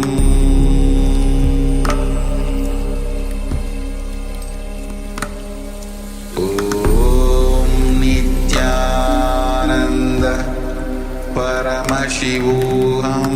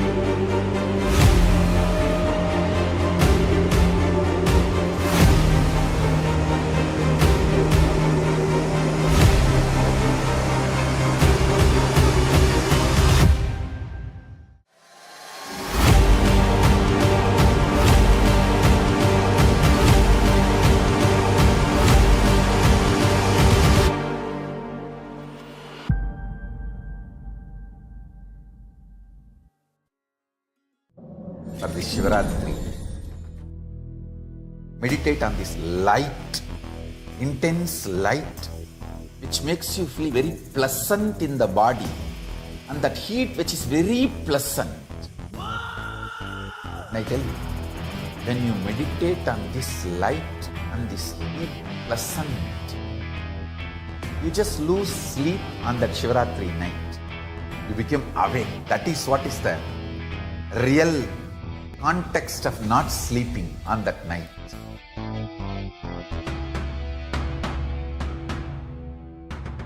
வான்வரையிலும் வளர்ந்த ஜோதி ரூபனே, தேன் சுவை தரும் தமிழின் தலைவனே, மான்மழுவினை ஏந்தி நிற்கும் ஐயனே, கைலாசம் தந்த நித்யானந்தனே. நித்யானந்தம் நித்யானந்தம் அண்ணாமலையே சிவரூபமாய் வீற்றிருக்கும் குரு நித்யானந்தமே. நித்யானந்தம் நித்யானந்தம் அண்ணாமலையே சிவரூபமாய் வீற்றிருக்கும் குரு நித்யானந்தமே. நித்யானந்தம் நித்யானந்தம் அண்ணாமலையே சிவரூபமாய் வீற்றிருக்கும் குரு நித்யானந்தமே. நித்யானந்தம் நித்யானந்தம் அண்ணாமலையே சிவரூபமாய் வீற்றிருக்கும் குரு நித்யானந்தமே.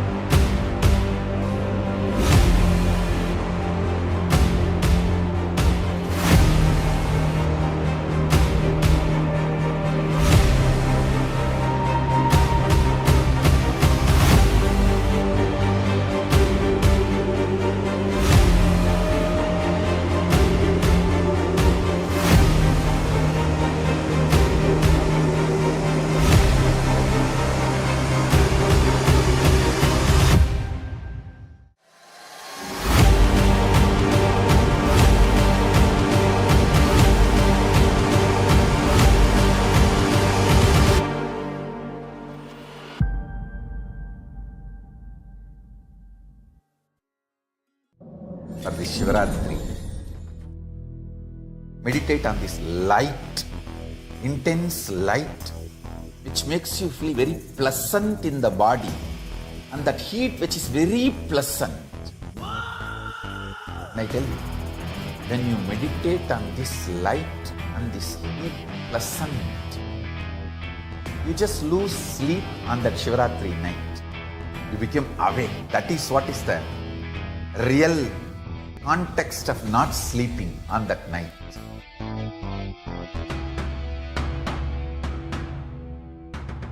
வான்வரையிலும் வளர்ந்த ஜோதி ரூபனே, தேன் சுவை தரும் தமிழின் தலைவனே, மான்மழுவினை ஏந்தி நிற்கும் ஐயனே, கைலாசம் தந்த நித்யானந்தனே. நித்யானந்தம் நித்யானந்தம் அண்ணாமலையே சிவரூபமாய் வீற்றிருக்கும் குரு நித்யானந்தமே. நித்யானந்தம் நித்யானந்தம் அண்ணாமலையே சிவரூபமாய் வீற்றிருக்கும் குரு நித்யானந்தமே. நித்யானந்தம் நித்யானந்தம் அண்ணாமலையே சிவரூபமாய் வீற்றிருக்கும் குரு நித்யானந்தமே. நித்யானந்தம் நித்யானந்தம் அண்ணாமலையே சிவரூபமாய் வீற்றிருக்கும் குரு நித்யானந்தமே.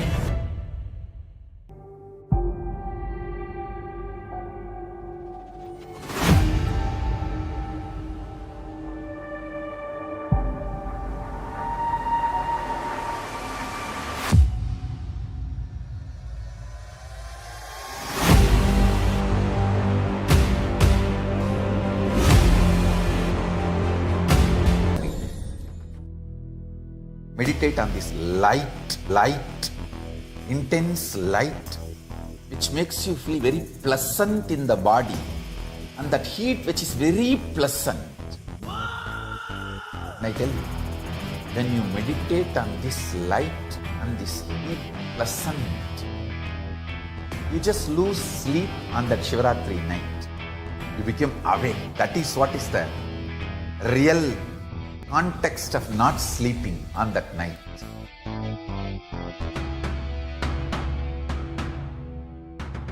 வான்வரையிலும் வளர்ந்த ஜோதி ரூபனே, தேன் சுவை தரும் தமிழின் தலைவனே, மான்மழுவினை ஏந்தி நிற்கும் ஐயனே, கைலாசம் தந்த நித்யானந்தனே நித்யானந்தம் நித்யானந்தம் அண்ணாமலையே சிவரூபமாய் வீற்றிருக்கும் குரு நித்யானந்தமே நித்யானந்தம் நித்யானந்தம் அண்ணாமலையே சிவரூபமாய் வீற்றிருக்கும் குரு நித்யானந்தமே நித்யானந்தம் நித்யானந்தம் அண்ணாமலையே சிவரூபமாய் வீற்றிருக்கும் குரு நித்யானந்தமே நித்யானந்தம் நித்யானந்தம் அண்ணாமலையே சிவரூபமாய் வீற்றிருக்கும் குரு நித்யானந்தமே.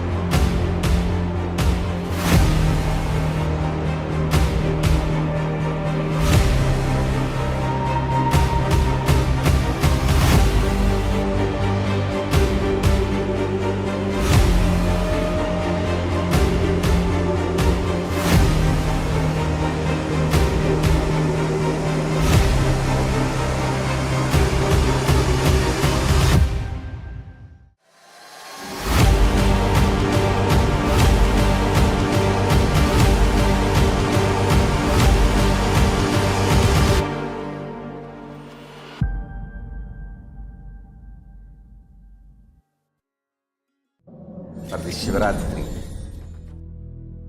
meditate on this light, intense light, which makes you feel very pleasant in the body, and that heat which is very pleasant. And I tell you, when you meditate on this light and this heat pleasant, you just lose sleep on that Shivaratri night. You become awake. That is what is the real context of not sleeping on that night.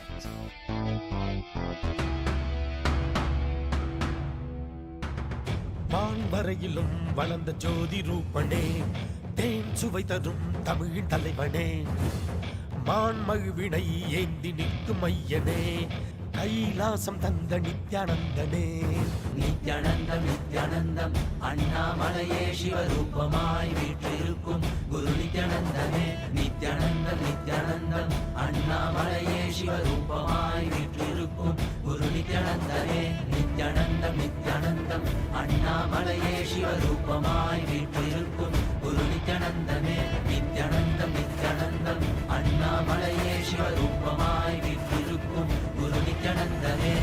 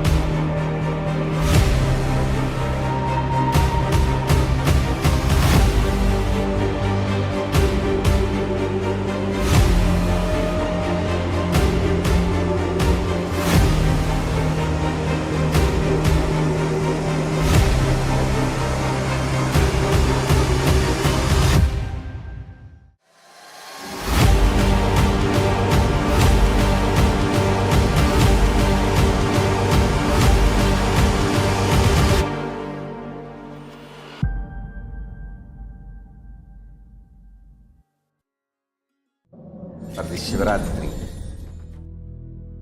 meditate on this light, intense light, which makes you feel very pleasant in the body, and that heat which is very pleasant.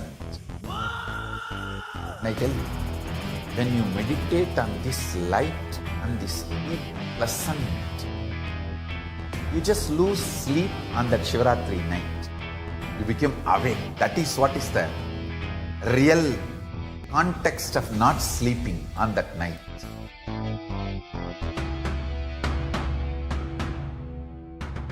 வான்வரையிலும் வளர்ந்த ஜோதி ரூபனே தேன் சுவை தரும் தமிழின் தலைவனே மான்மழுவினை ஏந்தி நிற்கும் ஐயனே கைலாசம் தந்த நித்யானந்தனே நித்யானந்தம் நித்யானந்தம் அண்ணாமலையே சிவரூபமாய் வீற்றிருக்கும் குரு நித்யானந்தமே நித்யானந்தம் நித்யானந்தம் அண்ணாமலையே சிவரூபமாய் வீற்றிருக்கும் குரு நித்யானந்தமே நித்யானந்தம் நித்யானந்தம் அண்ணாமலையே சிவரூபமாய் வீற்றிருக்கும் குரு நித்யானந்தமே நித்யானந்தம் நித்யானந்தம் அண்ணாமலையே சிவரூபமாய் வீற்றிருக்கும் குரு நித்யானந்தமே.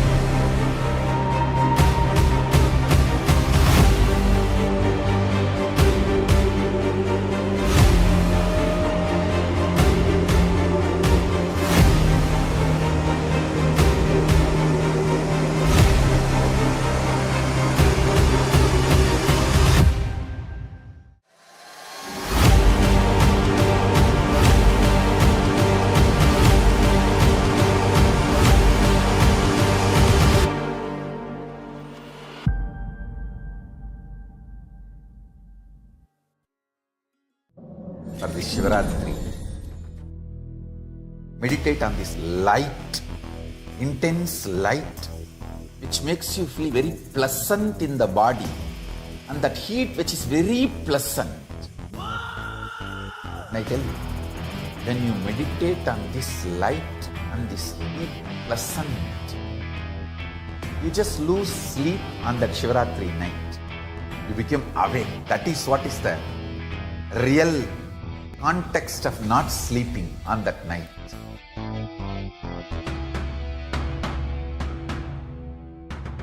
வான்வரையிலும் வளர்ந்த ஜோதி ரூபனே தேன் சுவை தரும் தமிழின் தலைவனே மான்மகிழ்வினை ஏந்தி நிற்கும் ஐயனே கைலாசம் தந்த நித்யானந்தனே நித்யானந்தம் நித்யானந்தம் அண்ணாமலையே சிவரூபமாய் வீற்றிருக்கும் குரு நித்யானந்தமே நித்யானந்தம் நித்யானந்தம் அண்ணாமலையே சிவரூபமாய் வீற்றிருக்கும் குரு நித்யானந்தமே நித்யானந்தம் நித்யானந்தம் அண்ணாமலையே சிவரூபமாய் வீற்றிருக்கும் குரு நித்யானந்தமே நித்யானந்தம் நித்யானந்தம் அண்ணாமலையே சிவரூபமாய் வீற்றிருக்கும் குரு நித்யானந்தமே.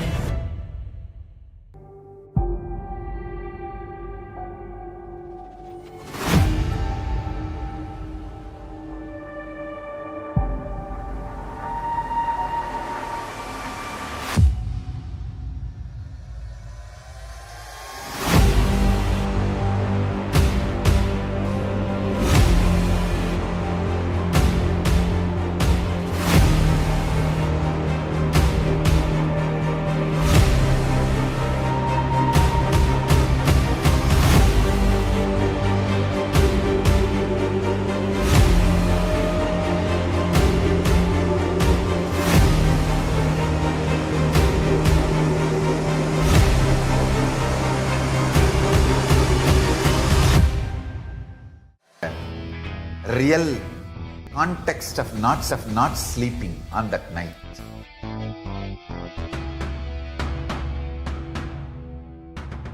வான்வரையிலும் வளர்ந்த ஜோதி ரூபனே தேன் சுவை தரும் தமிழின் தலைவனே மான்மகிழ்வினை ஏந்தி நிற்கும் ஐயனே கைலாசம் தந்த நித்யானந்தனே நித்யானந்தம் நித்யானந்தம் அண்ணாமலையே சிவரூபமாய் வீற்றிருக்கும் குரு நித்யானந்தமே நித்யானந்தம் நித்யானந்தம் அண்ணாமலையே சிவரூபமாய் வீற்றிருக்கும் குரு நித்யானந்தமே நித்யானந்தம் நித்யானந்தம் அண்ணாமலையே சிவரூபமாய் வீற்றிருக்கும் குரு நித்யானந்தமே நித்யானந்தம் நித்யானந்தம் அண்ணாமலையே சிவரூபமாய் வீற்றிருக்கும் குரு நித்யானந்தமே.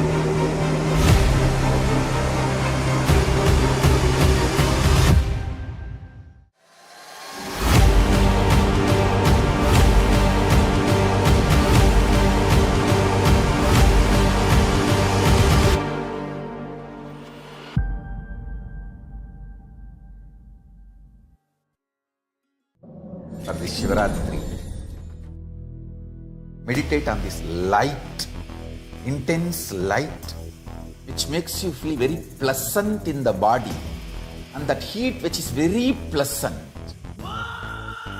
And I tell you, when you meditate on this light and this heat pleasant, you just lose sleep on that Shivratri night. You become awake. That is what is the real context of not sleeping on that night.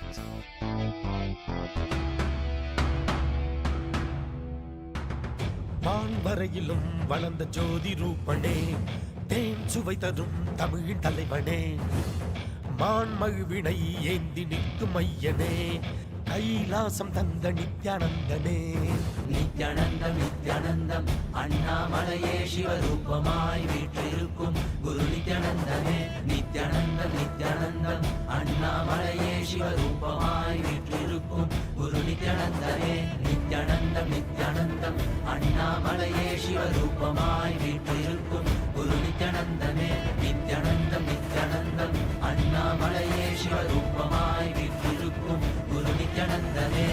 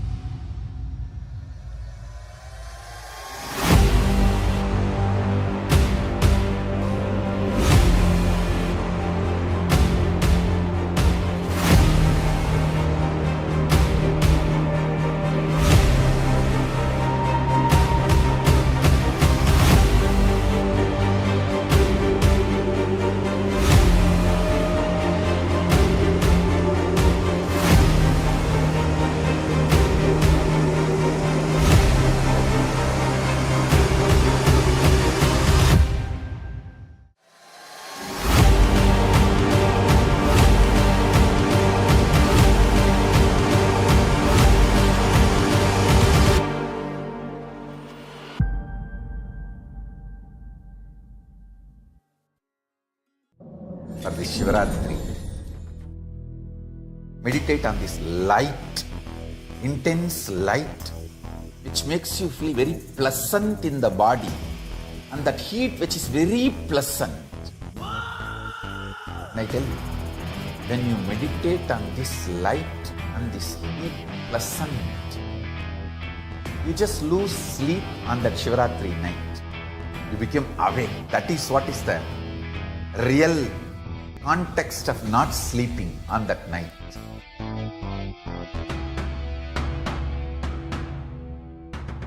வான்வரையிலும் வளர்ந்த ஜோதி ரூபனே, தேன் சுவை தரும் தமிழின் தலைவனே, மான்மழுவினை ஏந்தி நிற்கும் ஐயனே, கைலாசம் தந்த நித்யானந்தனே.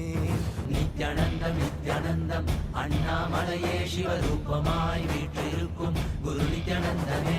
நித்யானந்தம் நித்யானந்தம் அண்ணாமலையே சிவரூபமாய் வீற்றிருக்கும் குரு.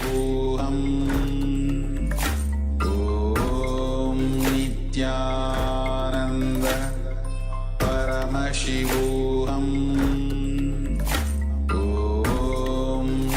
நித்யானந்த பரமசிவோகம். ஓம் நித்யானந்த பரமசிவோகம். ஓம் நித்யானந்த பரமசிவோகம். ஓம் நித்யானந்த பரமசிவோகம். ஓம் நித்யானந்த பரமசிவோகம். ஓம் நித்யானந்த பரமசிவோகம். ஓம் நித்யானந்த பரமசிவோகம். ஓம் நித்யானந்த பரமசிவோகம். ஓம் Nityananda பரமசிவோகம்.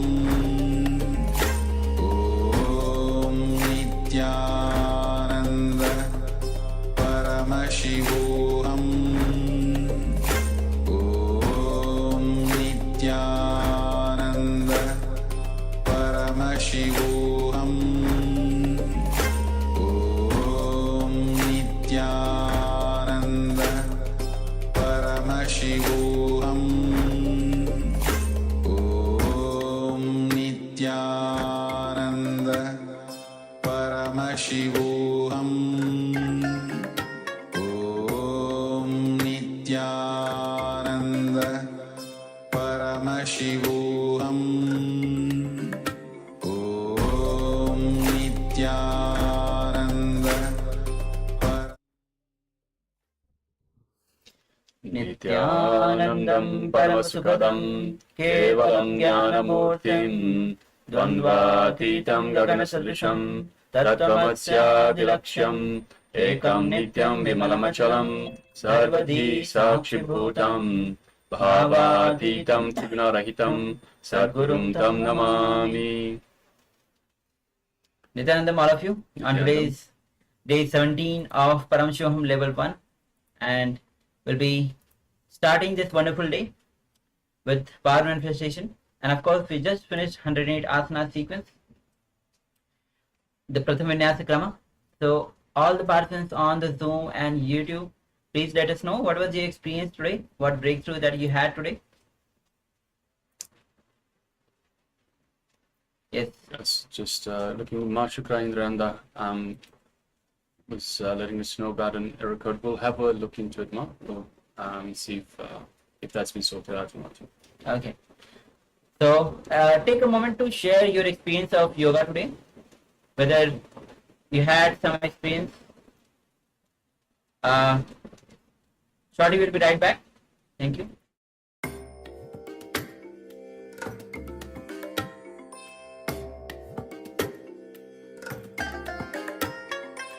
I bless you all.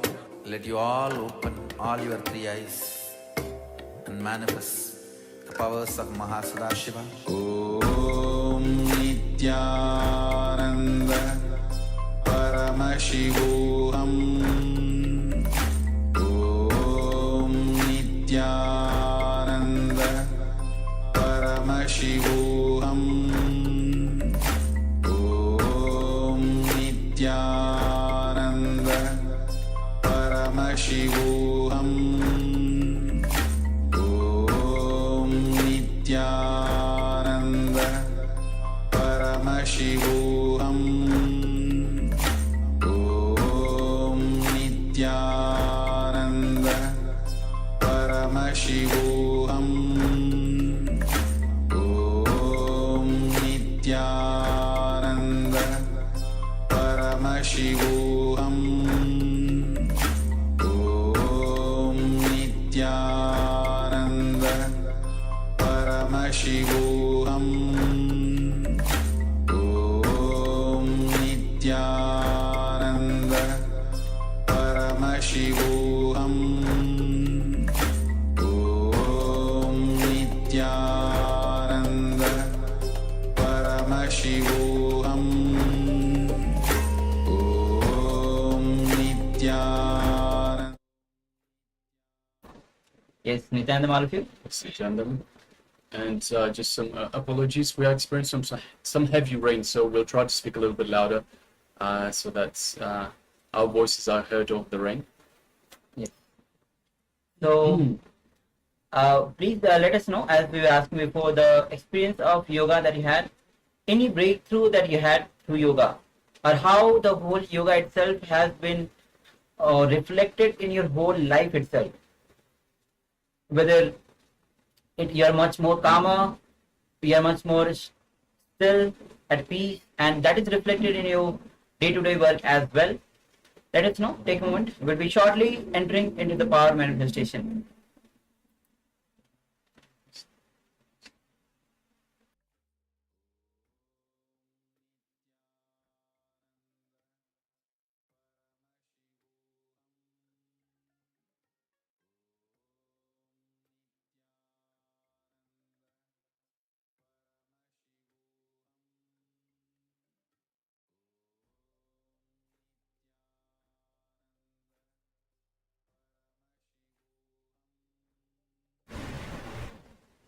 So let's begin the power manifestation. and we'll be entering into Sas Pramana, which is a scriptural reference for manifesting the powers of third eye. Kapalantarmano yasya tishtan militalochanaha kramena manaso dharyat lakshaye lakshamuttamam. The translation, this beautiful word goes as: by fixing the mind on the inner space within the crown center and sitting stably without any movement, having the eyes closed in succession, by that stability of the mind and the inner space, through the power of third eye, one directly sees the ultimate goal, Laksham, by having the vision beyond the sight that reveals any object or place, attaining the space of oneness with Paramashivam, the source. Yes, so now requesting all participants to please take a moment and gather their eye bands. Make sure you have eye bands with you. So as usual, the first power manifestation of the day is the third eye vision, third eye reading. So we'll shortly be projecting an image for you. So requesting participants, please gather your eye bands. Also, please come on camera. So request all participants to please switch on their cameras and be visible on the camera itself. Be ready with the eye bands, and let us know once you're ready. So we'll just give you a couple more minutes to get ready.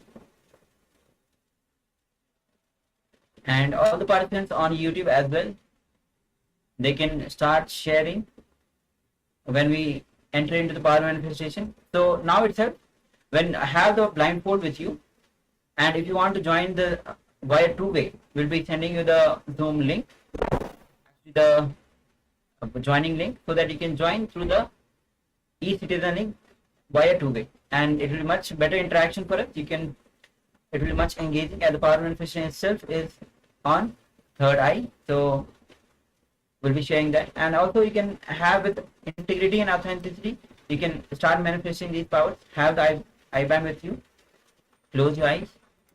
We'll be entering shortly into the power manifestation. All right, so let's move now to the power manifestation, the first round of the power manifestation. So requesting all participants, please put on your eye bands. Now let us connect to Swamiji in our inner space. So let us have Swamiji, invoke Swamiji in our inner space.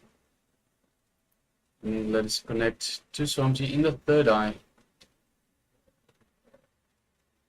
Start chanting the Mahavakya. Om Nithyananda Paramashivam. Om Nithyananda Paramashivam. Om Nithyananda Paramashivam. Continue chanting the Mahavakya, and through the power of the third eye, from the space of oneness with the Supreme Pontiff of Hinduism, with Swamiji, let us see what is being displayed for you now.